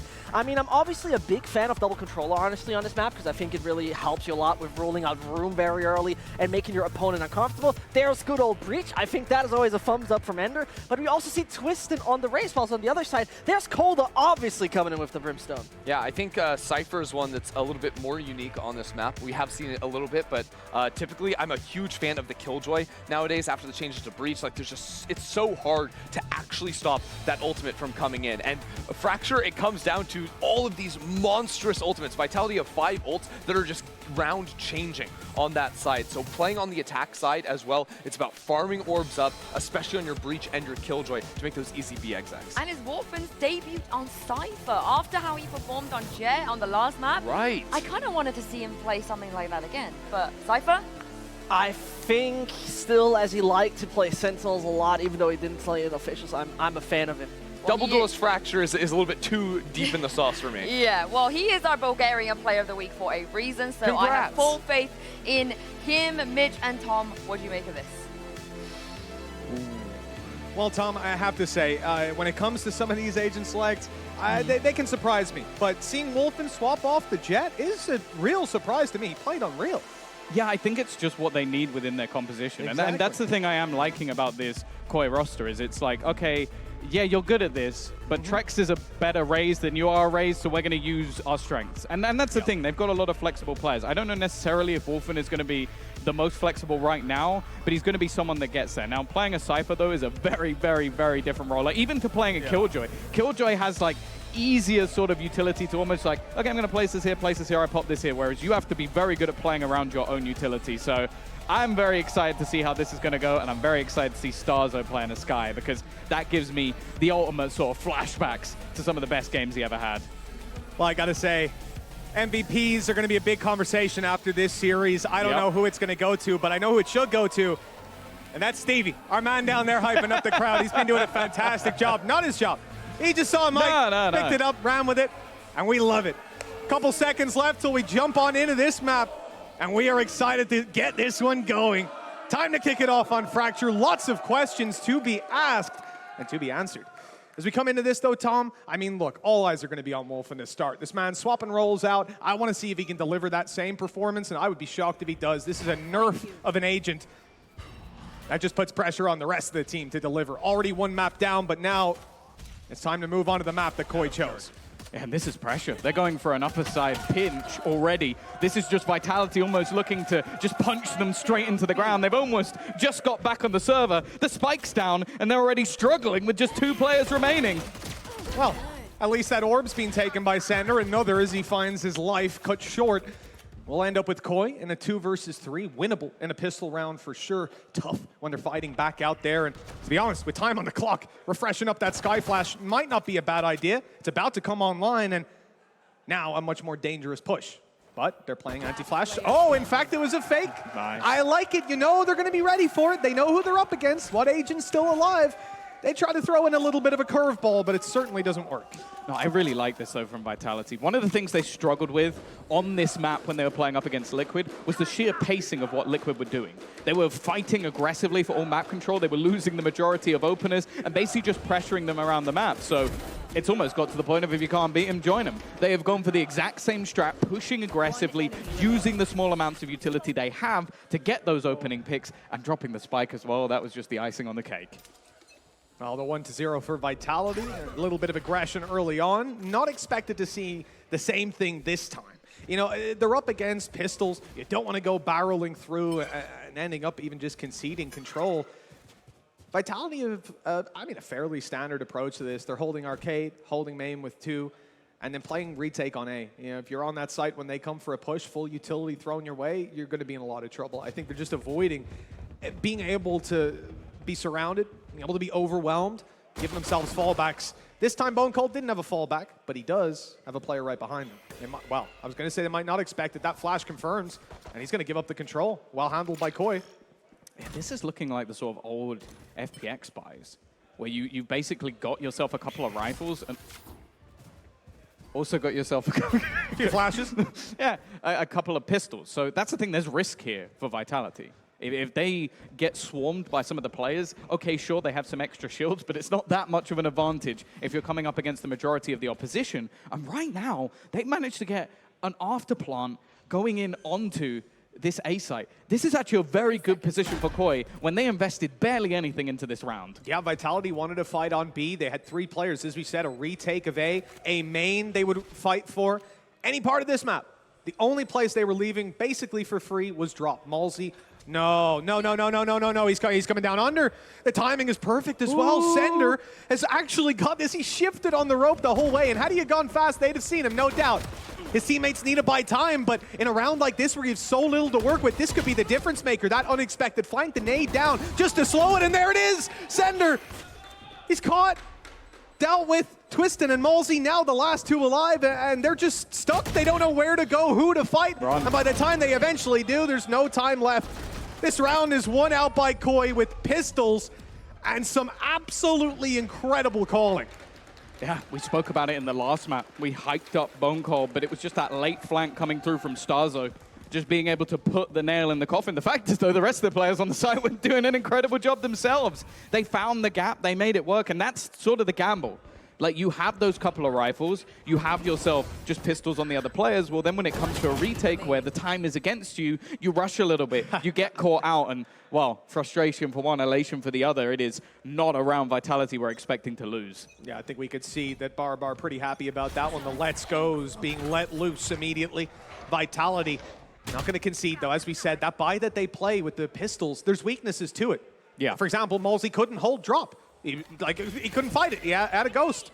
Now they've got some weapons still to play with, and they'll look to have the element of surprise, the fight around, the flashes to follow, but Vitality, they're not getting the duels they wanted. There's the advantage finally found, but so difficult to hold on to with a sliver of health, and there it is, traded back right away, a little more. And that was the player who didn't have a rifle, the player with the pistol of ceNder, leaving BONECOLD to clutch, and they'd already eliminated every other angle. Yeah, nice work by KOI. That's the thing, they had that sort of extra little bit of cash because some of the players didn't buy, but it still wasn't enough. Even though the initial trades went their way, a quick bit of thinking from Wolfen to just get past that aftershock before it could do any real damage, and then just using that orbital strike to section one off. ceNder then maybe fights a little bit early. He wanted that trade. He wanted to try and get in and help out his teammate. Instead ends up facing into 2, and then the round slips away. Well, you just saw the Logitech G power-up round pop up, but I don't think Vitality are going to feel very powered up right now. Just a couple of pistols, no ultis online either. And Twisten, he did say everything, all the shotguns, right? And we saw the judge earlier, we saw the shorty here. The bookie, he didn't mention it by name, but I thought that was intentional. I thought it was because he was like, well, obviously I'm not going to use that, but here we are. The buckie's a bit sucky, like, let's be real. It really is. It's basically just an expensive shorty. He hasn't got a shorty backup, has he? That would just be something else. I don't think he does. That would be a beautiful combo, but I have a feeling it may not come into play. See, let me put you to this, right? You've got a bookie, and if you're talking about, a shorty on him, potential, it's not that much extra to get something like a Marshall in. Now, in this map, maybe not the best to be playing with, or for B main peaks or something like that. The bookie it's so expensive, and in contrast to weapons around a similar price point, it doesn't do anything. Even the shorty, in comparison to the shorty, the bookie doesn't do that much, in my opinion. Oh, they've actually missed the BONECOLDs up close. They blast back around him. Luckily, they're not going to go pushing, but already lost a player. Okay, well, that's not where you want to be found with a classic in hand. And that's the thing. This is going to pull the rotations, expecting them to go back in the other direction, and actually, they would be right. 3 players now hightailing it back. Wolfen's going to get a kill here. I wonder if this will turn them in the other direction. No, but it will pull the defenders. Destrian making a move, and they're being pushed and pulled all over the map. Unfortunately for MOLSI now, well, he's not in the worst of spots, but he doesn't have any teammates to play with. A single kill here would be nice, do a little bit of extra damage. There it is, anything more is gravy, but Wolfen having a big couple of rounds and a good start to the map for him. We question the Cypher, but so far, I feel like he's mostly just been in firefights. It's almost like it's nothing to do with the agent he's playing. He's just a good player, so something like that. Guys, I put down my trips. Now I play with my gun. The thing is, typically you're going to see someone like Wolfen, and maybe we will as the rounds go on, as we move into buy rounds and more structured play. He has to be staying alive so much longer. And just take a look at Vitality. You know, we mentioned it on the other map. They had a lot of credit constraints, and their economy isn't super healthy. But again, it's going to be light shields across the board, just keeping that economy management up. And they're only against one Phantom, so they're not really losing too much. Nah. Doesn't make enough of a difference that the burning of credits is worth it. I'm looking at that Nightfall showstopper. The ult's definitely in the favor of Vitality in this round. It's where to use them. In fact, they're using them very aggressively. One comes in and they know exactly where starxo is, but he's surviving, hiding behind the cage. Even still, holding on to this position is going to be tough. The rotation from his teammates looking to try and come in and help, and well, Vitality decide, okay, it's not worth overextending. Yeah, it isn't. And for the exact reason that you're seeing everyone on KOI start to shift towards this position. You know, starxo's under duress. They're obviously going to want to help him out. And the fact that Sheydos was coming around, flash in hand, ready to provide that support if they did swing, you could see it was a death trap. A good read, not getting over aggressive, but eventually information on this map especially becomes such a big problem. You're solo B, a Killjoy completely isolated and now being surrounded. You got BONECOLD to rotate in. They poked A main, they spotted one, and now they'll just sit in their positions. There's no flanks to be had here for Vitality. It's going to be a normal round when it comes to the pushes, but KOI, I just look, they haven't got a ton to work with, but they still have 3 timing. Okay, he's going to isolate one. It's actually going to be starxo just deciding to try and pressure into the site, but his teammates can't help. They can't run into that Molotov to try and take a fight, and it leaves them with an even bigger disadvantage than they already had before. Nightfall even going to go in. That will reveal the position of koldamenta, leave him deafened and stuck in position. It's up to his teammates to try and hold the cross. He might be isolated here, never mind. Trexx has found a kill. koldamenta staying very healthy on the site just because of this cross hold by Trexx. They're not able, and previously by Sheydos, they're not able to do anything in terms of closing the gap and forcing him into a firefight. Finally, they're able to do that. They know there's 2 towards main at this point. The flank, screwed. Yeah, look, he's repositioned with low HP as well. Good move, but the rest of the team just couldn't hold on long enough to really see any impact from it. That's going to be the defuse and a round found for Vitality. They won the pistol, and then they fell off completely, giving KOI a way right back into this. But, well, now their chance to build up some rounds. The thing is, though, on the other side, KOI, because they've got that 3 round in a row, some of them relatively clean, they're easily able to invest, and we're going to see ultis play a big role in, well, this and the next round. But that's the thing. The overall point of looking at that previous matchup with Liquid for Vitality is that they had a really, really poor attack. We didn't get to see much of the defense. Now, so far, it's basically been back and forth of sort of winning the pistol, losing a silly eco round, and now we're finally getting to sort of the meat of this matchup. They're looking to try and pressure the extremities. A main has been their main point of call, and because of that, KOI are actually starting to pressure on the other side of the map. Now, this is where nearly all of their utility sits. They have everything from Killjoy and also the smokes available for a quick hold. But after they destroy it, they go hunting elsewhere. However, BONECOLD just went straight under and manages to find Wolfen. That also takes out the lurk. That's both trapwires now out of play. Luckily, they've been leaving starxo to watch this back, but he's being caught completely. Now this gets very difficult indeed. Trexx had to leave. He had to try to find a way to escape the lockdown. And death was his escape. With koldamenta and Sheydos, you've got an orbital strike. Are you going to use it? Well, on the other side, yeah, I was actually thinking about koldamenta. Was he going to use his? But BONECOLD beat him to the punch. The 3rd kill in this round. BONECOLD with the 3K. And the defuse as well. That's a 3rd for Vitality. Yeah, good utility usage from them, but also, again, just managing to isolate some of the duels. A little bit of aggression coming out from BONECOLD. I'll be honest, I was caught a little bit. I was like, okay, he's got the delaying utility, and instead he just pushes all the way under and finds that opener. Lockdown as well now, especially with sort of the changes of how much damage it takes from utility, so much more effective. Yeah. So much tougher to deal with, especially from the position it was in. So that was that kill right there that we just saw on our screens, the one you mentioned where he pushes under, he takes the fight. Keep in mind, that's the one that got the orbital strike online. Yep. So that early aggression pays off twice in the round. Either way, 3-3, scoreline equalize. Again, still a decent buy coming up. And look at this pressure once more. Mentioned it already. They've just been sending players through. And the fact is, at this point, they have to know they're coming. Already under pressure. They're going to be hit by the Rolling Thunder. Both players stunned and blind. It is perfect from Vitality, but there's going to be a trade. Trexx manages that push, and they're going to hold them back. Knowing that flank is coming through, they can get into that after. Oh, what a shot from MOLSI. Gorgeous. That's the man advantage to play with. Your breach removed as well. Trexx, though, still has a showstopper. Orbital strike online for koldamenta. That's going to put a clock on this round. They've got to kill him, or they've got to force him out of position. And look, that time is already pretty low with the utility they've got to work with. Trexx doesn't need it either. Gets the first kill without even popping an ability. No. There it is with the rocket onto MOLSI. The round is sealed. Surely that's it, and indeed, a 4th kill from Trexx and a 4th round for KOI. Yeah, good round from them. Quickly adapting, because that was the thing. It seemed like Vitality had nearly all the cards at the beginning of the round. They had a very fast flank, great flash combo with the Rolling Thunder to leave 2 players completely blind, but it's the reaction from Trexx to just dive in and try and catch that player as he rotates in from behind. And the second they get the plant, that's where you know Vitality have to move. That's where they have to run in. And when you have a player like Trexx waiting on the other side, he's going to enjoy players running at him. Oh yeah, he absolutely is. You saw it there. Showstopper used up, burned up, still have some to work with though, having saved over the orbital strike. Unfortunate to be spotted in the corner now. The pressure could be applied. It's MOLSI though that's getting pushed over towards the door. They want sand control.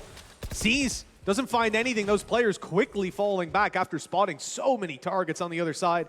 And we are going to be relying on, well, yeah, with Wolfen gone, this A main push, it's so two-dimensional. Yeah, it becomes so difficult. They can start watching from the drop down as well, all the elevated angles that have to be cleared for KOI, even to push through, maybe a little bit overzealous. Trexx has somehow come out with a double, and what was a huge advantage for Vitality, even with the site control still, they tried to push it further. They are letting this one slip away, Mitch. Time after time, I'm surprised by how these rounds unfold. Even a heal going down on mid-site. The crossover being watched by a classic. ceNder not well armed for this fight, and yeah, he's going to go get the rifle in sand, thankfully. Waiting for that call to be made. Now they'll look to fight. And, well, a spray through might be tempting. And might land something. But for now, it's a waiting game. The molly going through, forces them out. starxo's gone to it, and Sheydos last man alive. They heard him jump up, and ceNder takes him. And the Vitality are so patient. And they're waiting for their moment to strike. That was it. Gorgeous stuff. But that's the surprising thing, because it's like they had a huge advantage, 5v3, and if I would say anything, they were impatient initially. They go pushing, they go fighting. Trexx manages to find 1 or 2, in fact, 1 with the nade as well. And then there's just this instant response. It's almost like ceNder and BONECOLD with the calm within the storm. They managed to turn it on its head. It was such a back and forth round, a weird one at that. And now you kind of look at what it's done to KOI. It leaves them in a bit of a weird scenario. They have enough to buy. They've got a few alright ultimates online as well, the Seekers, Orbital Strike, some stuff that they're able to play with. So I think that's why we're starting to see them gamble into the investment a bit. But this leaves quite a high pressure scenario, because you come into this matchup, you've watched Vitality get bullied. Like, you've basically seen this, and I know for a fact they've gone, I'm picking that one. I'm going for that one. They've just lost 13-2 to Liquid. Do we think we're better than Liquid right now? Sure we do. Right now, it's close. And that's the thing. Again, the thing that they probably learned from was the attacking side. And I also want to say, I don't think we're going to see a same defensive side coming out of KOI. Liquid were basically running it down. Safe, I think, was something like 19-1, just running at them, slaughtering them. I don't see that same scenario. So for Vitality right now, a 4-4 scoreline, they probably worked on their attacking side. I honestly think the pressure is firmly on KOI. Let's remember how we got here as well. Vitality won the pistol, then went 3-1 down with an impressive fight back from KOI. They had classics to work with and managed to steal that round. That's a damning thing for a team to face, especially a team like Vitality, who won both pistols on the previous map and barely eked out a win. For KOI, that setup, that start is so good. I mean, your morale's got to be sky high, and now, a couple rounds later, you're neck and neck again. That advantage you fought so hard for, that probably 1 in 100 pistol play that worked out the way it did. And for all that, you're right back here. Now, look, there are upsides. There's a downside, which is Twisten's playing a shorty, and that's a downside for KOI. But other than that, you got a couple of ultis. Okay, he's got a gun. He's got a gun. There we go. Good. He has got that shorty in his back pocket, though, and, well, with that man, it's almost his main gun. For sure. Again, early pressure. This has been the main point of call for Vitality throughout this map so far. Fight for A main, but the main pressure is actually going on to Arcade, making a bit of a read, I think, and Timing is going to be everything. ceNder just goes swinging. trexx, he's been the main threat so far. He's gone in the early stages of the round. Well, the cabbages, the jellyfish, as Zesht would say, they've gone out. They found their marks. That information, it's going to be good for sectioning them off, and that's exactly what koldamenta's hoping to do. Orbital strike coming through, and that is a cancellation of the ultimate. Possibly some damage in his mind, but has just forced the players out onto the site where they're ready to fight. ceNder grabbing that first kill, and Vitality, they're not letting up one after another. The kills go their way, but there's the quick response. Vitality with an advantage, KOI fighting back. But no post plant this time. Not with the spike down in Arcade, and they have to get through ceNder to reclaim it. Yeah, he's having a worldie. An absolute worldie of a round from ceNder. 4K out from him, shutting this push down completely. And that was the thing. I feel like the lockdown being put into play, I almost wonder if it baited KOI in a little bit. Because when you see a lockdown used, when you haven't necessarily taken that much control, at least from my perspective, you go, maybe there's not that many people on the site. He got aggressive, he took a fight, he saw someone there probably running it in. No, there were 3 people within that site waiting for that push. And so it almost just ended up as a very free fight for some of those players. And then he just manages to crush it, just holding on to so much map control. KOI, I'm not surprised they're taking a pause there because they used quite a bit investing that orbital strike and they got nothing. Yeah, really nothing. I mean, the lockdown that was canceled still had its effect. If anything, you know, it did spur those players in, allowed the fight 2vx, another guy up close watching the main push out.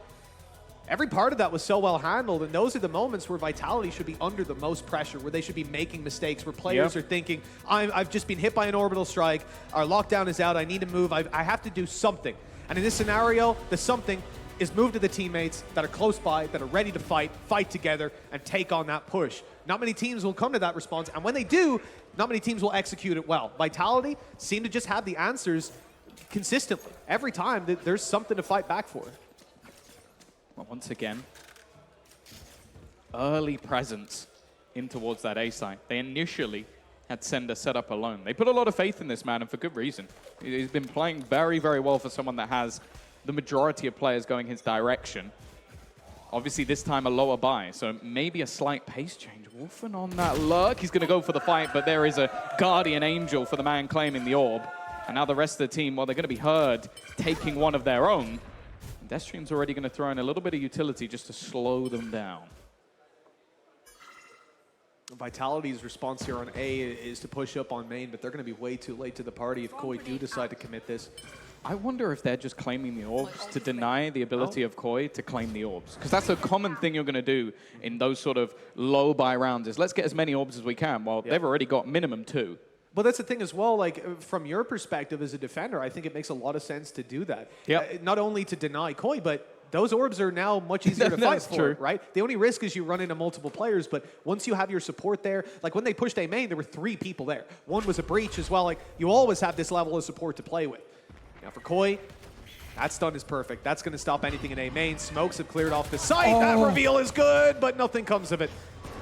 It's elevated, and they're actually going to use Nightfall. They don't want to allow anything. I think that's connected onto every single player. That is so much information. Look at the full team wrapping around and full sprint from BONECOLD to get in behind them.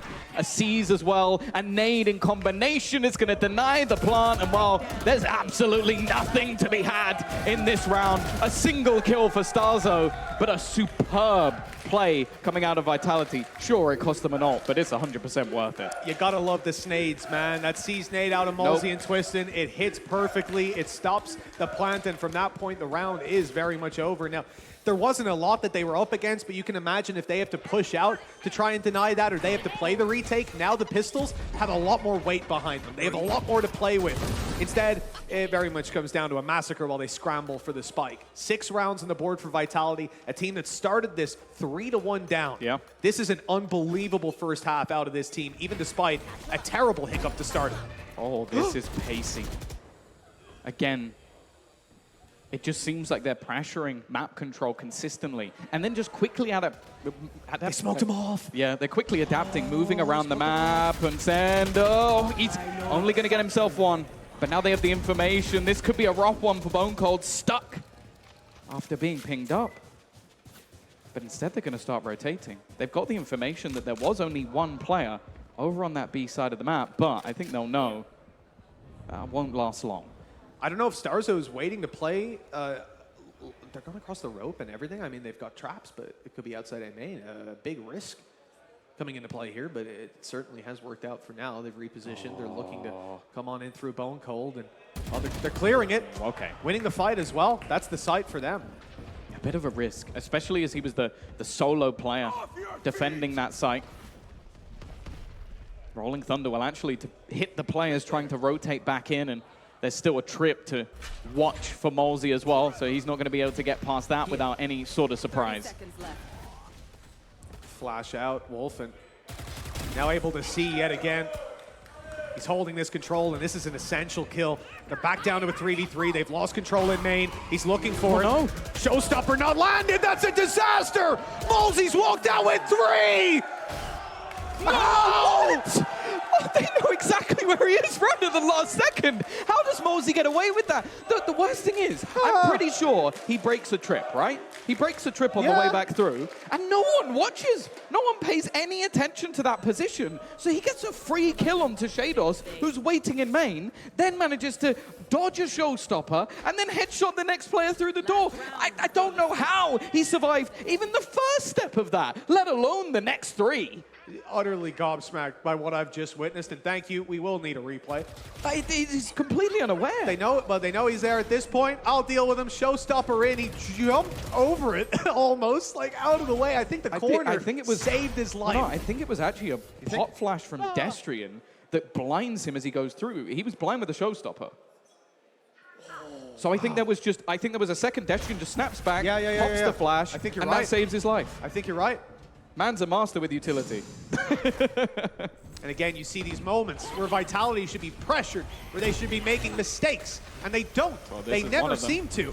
Vitality, lots of players spotted on this A side, a ton of utility coming their way, and a player lost. Destrian down. This could get dangerous. MOLSI's done a great amount of work for them.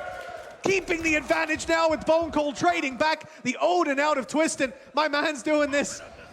And an orbital strike that forces them into the open. That should be the round. It's getting a little closer than you'd like, but with 50 HP, it was never to be. Twisten closing the half with an Odin.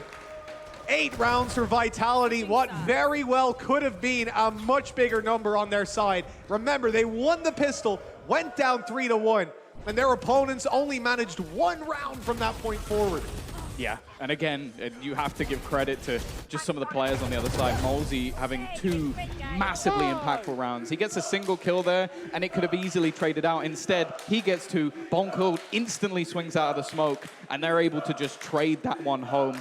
I think just impressive stuff from Vitality, but there have been opportunities for KOI. That's the thing. There have been many moments where they could have come out with rounds, and it just feels like they are slipping through the cracks.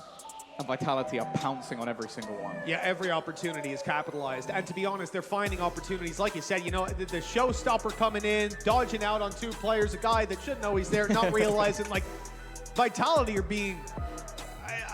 they're playing great Valorant, and they're also having everything go their way in those moments where it is just up in the air, where it is a coin flip. If that guy shoots the showstopper a little to the left, you die. Doesn't matter what you do. But he didn't. And that's been the case again and again. These guys, look at that. Twisten's little face. He's happy to stick on him for a moment. Salah not letting it show, but when we've seen Bar, the frustration, even now, it's palatable. It's clear. They're discussing what they can do to fix this, and that's a tough discussion to have. You know what I will say? Not an easy solution. If there is any coach, I'm trying to think if there's anyone worse, but I don't think there is. If there is any coach I'd least like to lose to, it's Salah. Yeah, because not only is he trying to get in your head, he is also the smuggest man in the universe. Like, I'll tell you what, on the one hand, I'll say, I was talking to them outside, and like the players are all living in different locations, right? So it's not like when we're in these Masters events, these Champions events, where everybody's in a hotel. You're not going to run into Salah in the hotel lobby. Problem is, you are going to run into him after this game. You're going to be seeing him. You're going to be shaking hands. And he's That's gonna the be thing. saying I think they are actually quite close to Oh, where really? The KOI two of them are? So I think he has actually tried to like mind game them outside Of course, like their yeah. offices. Man, and stuff. that wouldn't like, surprise me if I came out of the office and saw Salah sat there. he's just like hands on his hips and just going, I've been waiting. He just pulls something like, by the way, I can see you cracking through the window. I know what you're doing. And you wouldn't know. I know Like, you're could he? calm. I know you're calm. I've Yeah. already counted it. I counted Okay, it yeah. last week. I knew it Counted before already, you came up but with now it. I've seen it and I've counted it. And it's just like, yeah, cool, bro, thanks. Yeah, like we said earlier on, remember sitting down and actually these exact teams, right? We had Bambino in the lobby over in Sao Paulo. And Well, and his twin brother was being mind gamed by him when they oh, played yeah, against yeah, GE. yeah, so exactly. I'm still But it not was- sure. I'll be honest. I'm still not sure they're different people because I'm KOI telling you. left as GE arrived. It's possible It was that a matter of he hours. just has. I'm fairly certain he left, got a haircut, and came back. Like, it was the timeline does add up. If I'm being completely honest with you, Tom, we're being duped. But that is our pause subsided, our halftime done, and 8-4 is where we So- left off. Vitality certainly leading by quite a bit, but not leading in this round. Some They got HP. 2 rounds against Liquid on their attack side. So this is where the pressure comes in. Yeah. This is where we'll see if there's been adaptations. I'm going to be honest, I don't think it'll be the same. Oh, Wolfen, wrong way! He's gone down to a molly. He could have went in the corner as well. He'd be fine. Oh, ceNder lurking as well. A quick snap from koldamenta. He's been hitting the aim labs. A nice shot coming out from him. Now the rotation coming through. Split either side. This is where Vitality look to make a move forward. Now they're going to spot. There's no one rotating through that middle position. This will give them a decent idea, but the pressure comes onto this man here, and trexx with a tasty shot will give them some space. What the hell are these positions? You just don't see this being held by teams, and well, BONECOLD's not had a good time there. Stun hitting him pretty much on the nose. This is my concern, though. The defuse, what's the plan? Oh, yeah. You know, like, you don't have main control, then what? Then they defuse, and that's about it. That's all she wrote. Yeah, Vitality, you know, I'll give you the benefit of the doubt on those setups, but whatever they had planned certainly didn't come to fruition. I think what it was more of a look at, though, is like, okay, they have 2 players that we know are coming through that lower side of the map. So you go, okay, what are the chances that there are also 2 players coming from the upper side of the map? Probably not that high. You'd expect them to at least have a player rotating through that mid-spawn position. Well, they didn't. So then they take all this control, they get smoked off, and they're screwed. It's one of those adaptations that it looks silly when we know where they are, but from their perspective, that's a chance to fight maximum 2 players with 3 or 4 of your own. Yeah, in this case, they set up a pitfall trap for their opponents to fall into, and they just walked around it. Yes, it's like exactly. one of those things. You could have worked out. Instead, you just wasted a whole lot of time digging that hole. Well, Vitality sitting in it now as they've got to fight their way back through. And, of course, the Bucky is leading the charge. No blast packs left. Interested to see what Twisten has planned with this. This is one of those rounds where you're like, well, as long as there's someone in tower, this isn't a ridiculous idea. But there isn't anyone in tower. Now, if they can get the plant, it actually becomes he's in somewhat tower. viable. Exactly. Well, yeah, they certainly have tower locked down if they try to fight their way back through there. Even further, Twisten's making his way towards the smoke. His teammate Push saw no one. Now what? Well, yeah, where does this go now? Maybe they push me. No. Maybe they defuse. Yeah. So, yeah, that's about the outcome we were expecting. MOLSI, do you wanna bring? Yeah. Oh, okay.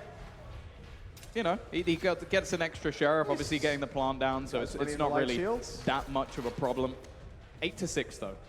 KOI have managed to bring this back within contention. koldamenta, I don't know if he picked up that is Bucky. that the plan? Like, you know, now you have to use it. So, GG. I've racked them. Let's all buy Buckies. They'll pick them up. They'll use them. Easy win. It's the Logitech G power round with a Bucky. Bucky on but if they koldamenta. win, that will be the greatest power of all time. That's the thing. Maybe we're just missing a trick here, right? Maybe this is where the ranked games have gone wrong. You need to have that Bucky in round 3. We'll see what he can do with it. starxo certainly not getting off to a good start. Picked off immediately. And that sends everyone from KOI over towards this side of the map. These guys are stacked up heavy. Trapwire's keeping info on A. Camera there as well. And this is their best chance. When you've got these weaker weapons, got to play the numbers.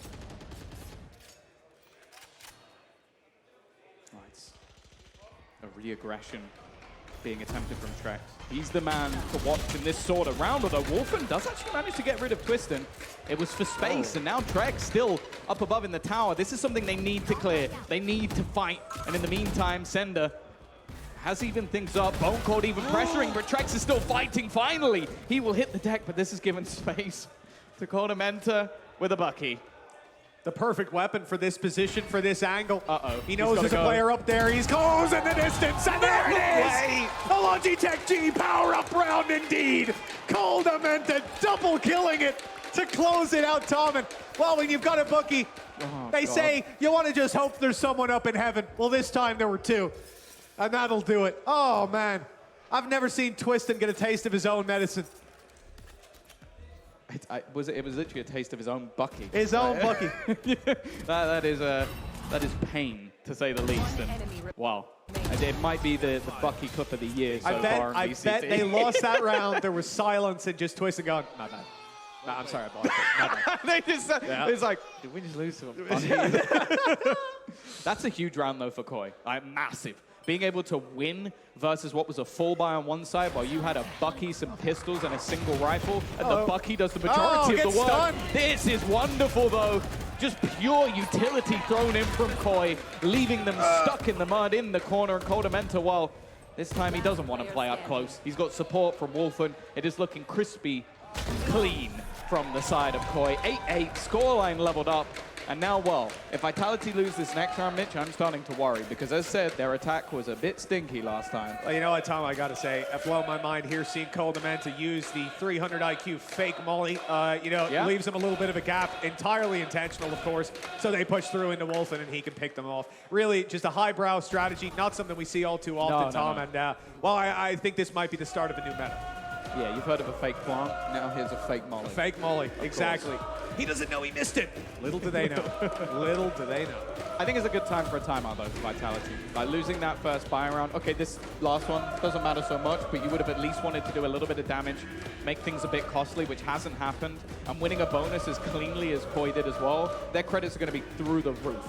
So this is where you need to take your time and sort of look to build back into this attacking side. Because as I said, if Vitality are willing to let this map through, there is definitely something where they go, okay, we can fix our attack side. Because they were up against a Liquid that ultimately just blasted them out of the server. Now, the last few rounds have started to look shades of the same.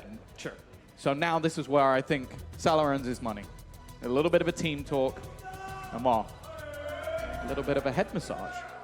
Absolutely, it's necessary sometimes. You see a lot of the players like that, eyes closed, just listening to every word the coach is spitting out there. And let's see how much of that is going to stick with them as they move on into this round neck and neck. 15 and 11 for MOLSI. He's been playing a good game. Yep. But over on that other side, top fragger trexx, 17 kills and a showstopper to his name. That number might be increasing this time around. Defensive showstoppers are so tough. And wow, 4 players pushing A main? Well, yeah, because they threw a deep flash, and it got absolutely nothing. It hit no one, so that they know that there's no one here. So now they're just going to push it together. They have the fastest flank in history. Obviously, the time has to be bought by Wolfen, and the plant is going to go down. But now the pressure's onto MOLSI, and he seems to thrive in it, but the trades this time go KOI's way. Yeah, I mean, that's great. They made the perfect read from Vitality. They knew the A main push was coming through, but they haven't been able to find anything on the back of it, and KOI delivering every kill. ceNder and Twisten at least able to fight their way back, leaving Twisten in the 1v2. The defuse not underway just yet, but it certainly will be now. A quick, clean kill to close it out and put KOI into the lead. Yeah, I think the plan from Vitality was they go underneath and use the lockdown. But the thing is, because that flank came in so fast, they didn't have a chance to put the lockdown. Normally, you want to place it in the corner. That's the worst angle they could have come from. So a good read from KOI, but also I just like that. Playing off the flash, using that sky information, going, okay, if they're not challenging for A main, let's get in on that flank as quickly as possible. And I want to give credit to Wolfen, because that's one of the worries I had. You're a duelist. You're normally the first man in, first man out. You're looking to try and take the fights, get a kill, die, that's fine. Playing a Cypher is a completely different role. Did he overface? No. He gets a kill, uses his utility to delay them as much as possible. Sure, they get the plant, but he doesn't take too many risks. That's what you want from a Sentinel. They love their A main aggression. Yeah. And I mean, why not when we've seen Vitality so consistently play extremely far back? By the time they eventually go for this, play their way through A main, you know, Vitality again have gone for that lockdown. Now, we mentioned the position that it's in isn't great, but it is going to come to fruition. They'll grab the site, they'll grab the plant, and KOI will look to fight their way back in afterwards. A tough retake, but the showstopper can lead the way. Yeah, but the ult's on the other side. Yeah. Rolling Thunder and a Nightfall. They can take away your sound, your movement, your HP, There's not a lot you can do versus that, so they need to try and clear these players out. You can see Destrian sort of holding from underneath. He plans to just try and do as much as he can with the damage. And already some of them getting hit by that knife. Wolfen does well, but the trade's coming in thick and fast. And actually, the defenders have done very well from this point. Rolling Thunder still available, but they managed to get it to half. That leaves them with a lot less time on that clock. And BONECOLD sort of waiting. Just using that utility to delay them as much as humanly possible. They're sticking it all the way! BONECOLD just about manages to deny it, and now another go attempted. It won't happen. It's a lot used by Vitality, but they do get it done. However, they all die at the end. And their credits aren't too healthy. All those deaths are going to cost them and put them back down to 0. No chance to build up economy. Whereas their opponents have had plenty of opportunities to do just that. Even after a full buy, you can see KOI sitting in a very pretty position. Vitality, though. You know, they've certainly got some fight left in them. And MOLSI, he knew he was down to the nade. He knew that was it. So he took down the nader the thing is, before he went. Is that round something they can recreate?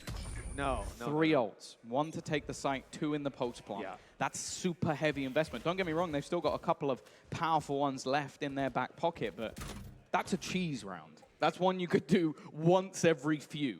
And I actually think trexx, because he was only 26 HP by the time the retake was mounted, he didn't use that showstopper, and maybe he would have if he was full health to gain the space, but this time around, they kept it in their back pocket, and you know, I'm sure KOI are pretty happy about that. Now, the ability to entry with it, but once more, we're going to see Vitality take this nice and slow, minute on the clock, they blitz out of sand, and this is where, in the back of trexx's mind, he's wishing he was on that site, ready to fire out a showstopper. Everybody else is going to have to do the fighting. Oh, they've seen it. They're opting for a retake, right?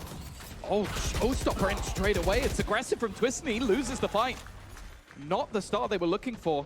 A fight going in towards the spawn as well. That could be at least something, but trexx decides, no, you know what? We want to keep that man advantage, and he just about escapes. Nice kill. Starting it off well for MOLSI. Vitality look to hold on, and the time is certainly on their side. Holding on to main control, Rolling Thunder to isolate on site. BONECOLD completely stunned up, but it's going to fade in a moment. He's still good for the first. That's bought them a little bit more to play with. Fewer players to hold on while the defuse comes down. And now just to the 1v1, that Nano Swarm, it's activated, not even needed. As soon as it landed, though, that round was done. 10 on the board for Vitality. The lead back in their hands, and KOI have only had a taste of that lead. I think they had it at 3-1. They had it once more since then, and they have just been struggling to match the pace on their map pick. Yeah, again, I want to give credit to BONECOLD holding onto the site, but also using his ult to strike to keep Destrian safe while the rotation comes through from ceNder. He just plops it down so that they can't just run him in and get rid of him, and gives them a safer post plant, basically sacrificing himself for the greater good of the team. 10-9. Financially still fine for KOI. Showstopper's still available. The one of 2 ults, and they're both on the side. Oh, it's gone! Twisten just insta-headshots him. Sheydos at least there with the trade, but there's still multiple players here. They've got to be careful not to over-aggress.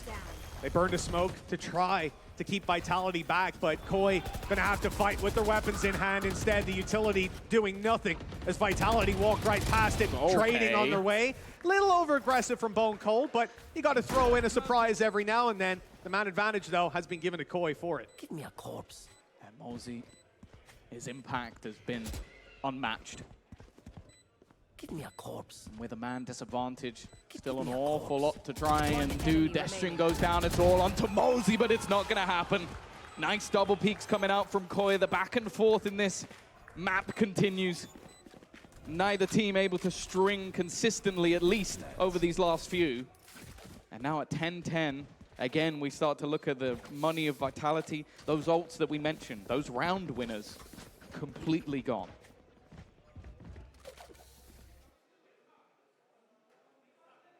This is almost a moment where I expect one of the teams to pull out a pause, have a chat, but Vitality, low economy, and that is when we see a lot of the teams do it, right? Take those pauses before these kind of rounds, but they have their ideas already. They know what they want to do. Spike moving to north side, and we're going to see a B split by the looks of things, if it is to be a quicker round. And often it will be when you're running in with weaponry like this. A quicker round from KOI as well. trexx decides to just go crazy, just spams through the smoke. Nothing crazy happening yet, and they will be falling back on the back. Yeah, Twisten just knowing the angle he would have blast back too. Exactly. Just decides to pre-fire it. The only rifle in hand as well, so he needs to try and keep that one safe. A hero opportunity. Now this A site for now looks like a retake setup. They've got those trips down again, hoping to get a cheeky kill as somebody looks to walk that little bit more aggressively, and they've also got the cam, so a real potential for them to try and catch someone on the way back through. For now, at least, well, they've caught the lurker as well. Well handled by starxo to be ready for that, to go and clear it even as they're on their way towards the A site. Not going to leave a gap for them to play through late. It's been happening far too often. Solid adaptation that gets the man advantage. Weaponry advantage certainly theirs. Trades not good enough in a scenario like this. For the damage and for what I expect, sure. But if they want to win this round on Vitality, they need a hero. And it would have to be Twisten. The rifle doesn't find it to start. At least able to convert another, but now they're on the site. The pressure is truly on, and the defuse is undeniable. 11 rounds for KOI. Yeah, an expected round, but one that they had to manage well. Especially when that plant goes down. I think decent flashes back through, managing to isolate the jewels well as well, trading effectively, not letting any of those fights get out of control. I think in particular, the fight with Destrian could have been a turning point. But that was the round we expected for them. Their defensive side looking fantastic. And now this is where we need some sort of response. Now the ults are getting closer. That's where Vitality really did thrive. Those 2 rounds came off the back of using 3 and then 2 ults. Trying to tell us something, Mel? What's happening there? 11 to 10. KOI looking to set themselves up for an almost assured victory. They'd be 12-10 facing off against low economy. Ulti's starting to build up on Vitality. Same on KOI though. Yep. And with those orbs, little more accessible to attackers, you're going to see KOI going for a bit more aggression, taking a main themselves. So basically they look to do the same over on the top side of the map. Yep. Don't really find what they're looking for. They get information that players are there, so then they send the Tiger back through the lower side to try and work out where they're going. And just look at the rotation. 2 players already running in, looking to try and stack up on towards this B site, but it seems like they've got an inkling it might go back in the other direction. It's all going to be about timing here, but again, throwing another flash through, they don't get any information, so they're going to start maybe rotating another one onto B. Yeah, it's tough if you're KOI. You know, you're playing this round blind. Your Sky utility, especially the last 2 or 3 pieces, have caught nothing, and lack of information isn't quite as good as information. It's going to be a ruse. It is. They've thrown in that lockdown. Orbital Strike will deny it, though. And that's the thing. Maybe expecting that they would have a little bit more time. Look at the realization. Straight away, KOI start running their players back in towards the other side of the map.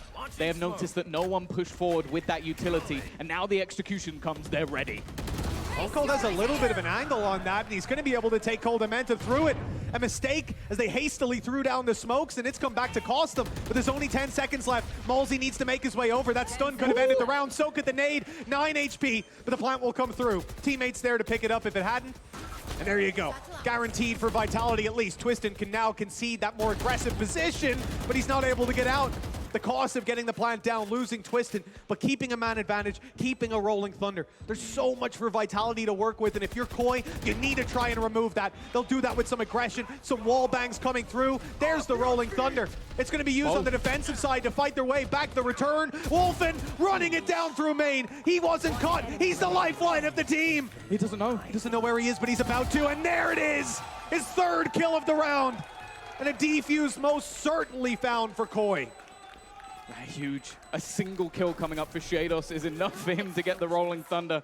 And the second that goes down, Wolfen is legging it in there to try and farm up those frags. The inner duelist coming out of him once again. And so much impact.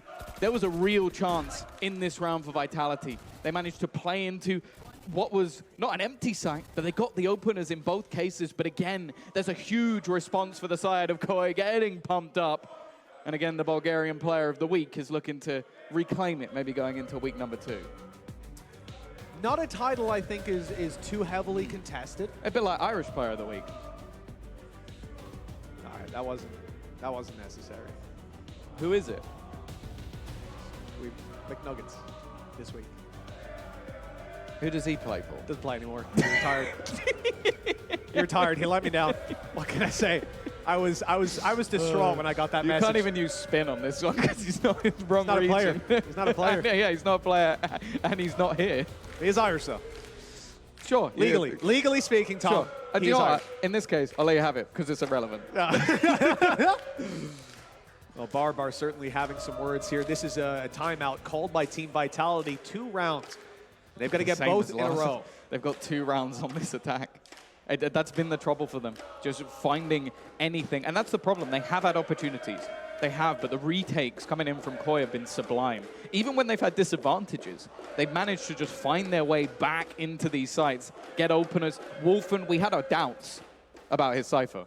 We definitely did. We weren't sure if it would match up. Well, he's doing pretty well. I wasn't sure if it'd match up. I was sure it wouldn't match up. I was more not sure if he'd look terrible or if he would just play mediocre. But here we are. Yeah, a very different face to a Cypher player than I think we get to see on a regular basis. Again, that trap destroyed instantly. Twisten looks to just send it out. Yeah. Showstopper, though, finding nobody. This has been a super passive holdout of KOI, something we saw from Vitality again and again. But they're looking to play retake on Atom. Look at how long it's taken Vitality to get the spike there. That's the thing. It was just the A site or the A main control hadn't really been taken. Nade through. Is it going to catch him? It's going to do some damage, but he will survive. Not into the corner. Now, orbital strike for BONECOLD. He wants to try and use that for the post plant, but I think he might have to throw it in proactively. Just to clear it out, you'd imagine so.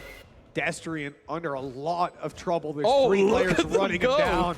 This is a ridiculous commitment just for 1 man, and they have found him. KOI looking to close it out here and now, but realistically, time is a massive issue for them. They need all these kills immediately. And in fact, they get him. It almost feels like they're just trying to pull these ultis out of Vitality, make it costly. They know they're not winning the round anymore. That ain't happening. I don't know if the idea was to get Vitality to spend as much as they physically could, but that didn't look like a round they were trying to win. Even despite where they all died, it's more like the time when they went for it. Like, you are really hoping for the Doctor Strange multiverse in that one, or the round's falling apart. It would have had to be incredibly quick. And that's the thing. It almost just shows how much they're having to try and deal with Destrian. Like, they know that if he's left all the way back in their main, he's going to cause them problems. He's going to have extra utility that will just make things awkward. And it's a post-plant plan that has been there for Vitality multiple times now. The thing is, though, even going and killing him wasted a load of time. And then you still had their orbital strike that was thrown in towards the end. So it's damaging, it's costly, but even still, Vitality, I think they got out with 3 players, so I don't think they made it look really good. Another fantastic round from MOLSI. He has been hitting again and again. This timeout, as you're seeing on your screens, it was called by KOI. Remember, Vitality had one just before this, and Barbar had lots to say. But after that last round loss, I'm sure plenty more has racked up. Yeah. More advice for the boys, and this is their last chance to close it out and guarantee a 3rd map in the series. Lotus is where KOI want to see this series end, but if Vitality get their way, just 1 more round, we're going to be going to overtime. Yeah, I think KOI have played enough Lotus to last them a lifetime. They've seen. I think it's fair to say they know the map like the back of their hand. They're pretty comfy there. Yeah, they almost played more than probably most people have total in one map. Including ranked. So there you go. It was a long one, which they managed to get through, and maybe they're hoping to hit an overtime again. They've shown that they can fight with the best of them. And again, they're going for this early control. It looked like MOLSI wanted to try and fight that. Instead, Prowler being set up. Don't know if they'll necessarily go for anything here. They've still got 2 players up towards Dish. And there is not really anybody paying attention to that part of the map. This could be... Oh, there you go. Okay. The flashes again for information. That will tell them and maybe force them either forward or back. And either way, they're going into multiple players. Oh, this is big. The nade? It's actually stopped them completely. It's done a ton of damage to KOI's idea, burned up a lot of their utility, and well, now they're fighting back for the site, having to run into these players. They're separated, entirely isolated, and taken down 1 at a time. Vitality! They had trouble getting those attack rounds going, but now they have certainly solved the problem. Overtime on the board. And if KOI were frustrated before, that is just compounded as they can now lose this series yet again. It wouldn't be any MEA day without overtime. We had enough of them yesterday. Plenty of them, Did I you, will Tom? say. You had a few? Yeah, just a few. I was watching some of them. I was in my bed. I had the pillow. I made a little pillow fort to watch it. It was great. Really comfortable. Well, I don't know if you saw the beginning of the day.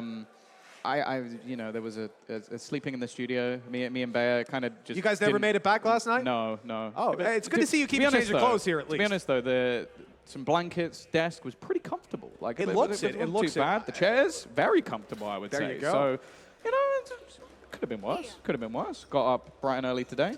Get ready for the show. I thought you were about to pull an affiliate link out there when you mentioned the chairs, but all right, we're not going for that. Not going that far. 12-12. Again, same dog going through, same player spotted, Twisten up close. We saw this on KOI's attack side to close it out. This A main hold from Vitality, something they like to do and compete late for A main itself. 3 players now going to do that. This is exactly what KOI tried in the previous round. Trexx fought for so long. The shorty not going to work for him as it would his counterpart on the other side. But KOI picking up the pieces elsewhere. 4 versus 2 now. And for a team of Vitality who looked so good in those bye rounds, certainly struggling here in the OT, a 2v4 retake where all their hopes lie. This is so tough to find absolutely anything here. Contact being played as well by Wolfen. Just almost waiting on the other side of that door. And this battle from starxo is almost just to try and waste his time. A single kill found, and that leaves BONECOLD alone to try and fight versus 4. An impossibility, it seems, to get anything done, and the double swing from KOI will confirm their 13th round. Another chance, another bite to get this one to a 3rd and final map. Well, one of the dangers when you come into an OT like that where the other team's crept up on you, you can really let it slip. You can make those mistakes, the pressure can mount and it can build. You've got the Golden Hornets on the other side shouting at you the whole time. It's where teams make mistakes, but KOI came in here looking level-headed, looking very controlled from the get-go. And now Vitality have to make this another overtime on their bye round. It's where they've struggled. But at least they managed to find a solution in the last couple of rounds. See if that's consistent moving into... Oh, look at this fight on Arcade. There's so many players from KOI wanting to duel it up there, but they've not found a whole lot. In fact, Vitality are answering back. Twisten with the double, Destrian on another, and this KOI defense has weakened away. Oh. What a fight from Wolfen. He's still alive and uncontested. They can't double peek him out from where they are, and they've isolated ceNder. This should have been Vitality's round. It looked like it was going to be. But at the last moment, they've stepped it up. A showstopper! It's fired out and it's found! Twisten saving Vitality's bacon. They get another OT. That was so risky. I thought he was going to get shot out of the sky. I didn't think he'd stand a chance just popping that showstopper at the last second. He actually blast packs himself out the way so that he could shoot it instantly. Like, that's just a smart play for him. Look, moves out, back in, so that then he could shoot it faster. Otherwise, he would have been killed off with just the pull-out time alone. That is a huge round from Twisten. Salah looked like he lost that round. He was so disgusted with what Twisten just did. He actually looked like he'd just been dealt a defeat. No, I think he could actually smell whatever Zesht put in that pot the other day when he was cooking. Right, that could be it. I've heard it's just sitting in the green room as well. When we go back, it's festering away in the corner. We love it. We love it. Thanks, Zesht, for the meal. Can't wait to try his ravioli. Is that your dinner last night? You're stuck here? Look at this. OT number 2. And immediately ceNder is showing up. The double kill for him. Vitality rushing back out into starxo, but he's able to hold them. Oh my. What a round it's already been with MOLSI taking down koldamenta. That's the spike on the floor. And everything was so close till this point, but that will put a pin in it, Wolfen. And he's got the timing. Last player standing. And now it's his chance to try and fight this in the 1v2, hit by the Nightfall. They know exactly where he is. Angle being reclaimed by Twisten as well. He doesn't know that he's crossed to the site. Sprinted in the moment where that Prowler went down. And MOLSI just waiting on the contact angle. The swing here is going to make it difficult, but he is going to get at least that bit of information. Now held back even further. 30 seconds left, no spike in sight, and they're looking to double up. Just moving this one together. No chance in this case for Wolfen. It will not be happening this time around, as now Vitality have a chance to close. This team had the lead for so long here. KOI were at their heels. It can't feel good to be back in that position. And certainly not when the stakes are this high. You know, we are coming into the last round, potentially, of the series, and Barbar needs a new table. This one's going to get intense. As we see this final round, potentially final round. Hey, listen, I skipped ahead in the script, my bad. Vitality are on the attack side, and they're looking at A main. They're looking at A main with a lot of eyes. 4 players just stacking it up and looking to push through. The Sky Flash spotted one. starxo, you better be real careful here, pal. They're coming for you. Round the corner they come. He's still alive. And he's still alive. Okay, the blind had saved him for a moment, but in the end, it was an unwinnable situation. Sheydos ran into the nade. He's crazy. They're falling like flies. Stuck in the corner at 1 HP. The blast pack almost killing him off. In fact, Cold has gone down as well. It's all up to Wolfen. And just like that, it's over. Vitality. They have turned this one on its head in a matter of seconds. And in overtime, they will take the victory. We came into today. We watched KOI dismantle the likes of Na'Vi. We thought of them as favorites coming into the show. And honestly, the fact that Vitality have proven themselves on this stage once again. A fearsome team, and with fearsome fans behind them, it is another great day from the Golden Hornets, and honestly, I couldn't be happier. They're in this together. You can see it, the victory dance at the end. Imagine glancing up from your monitor.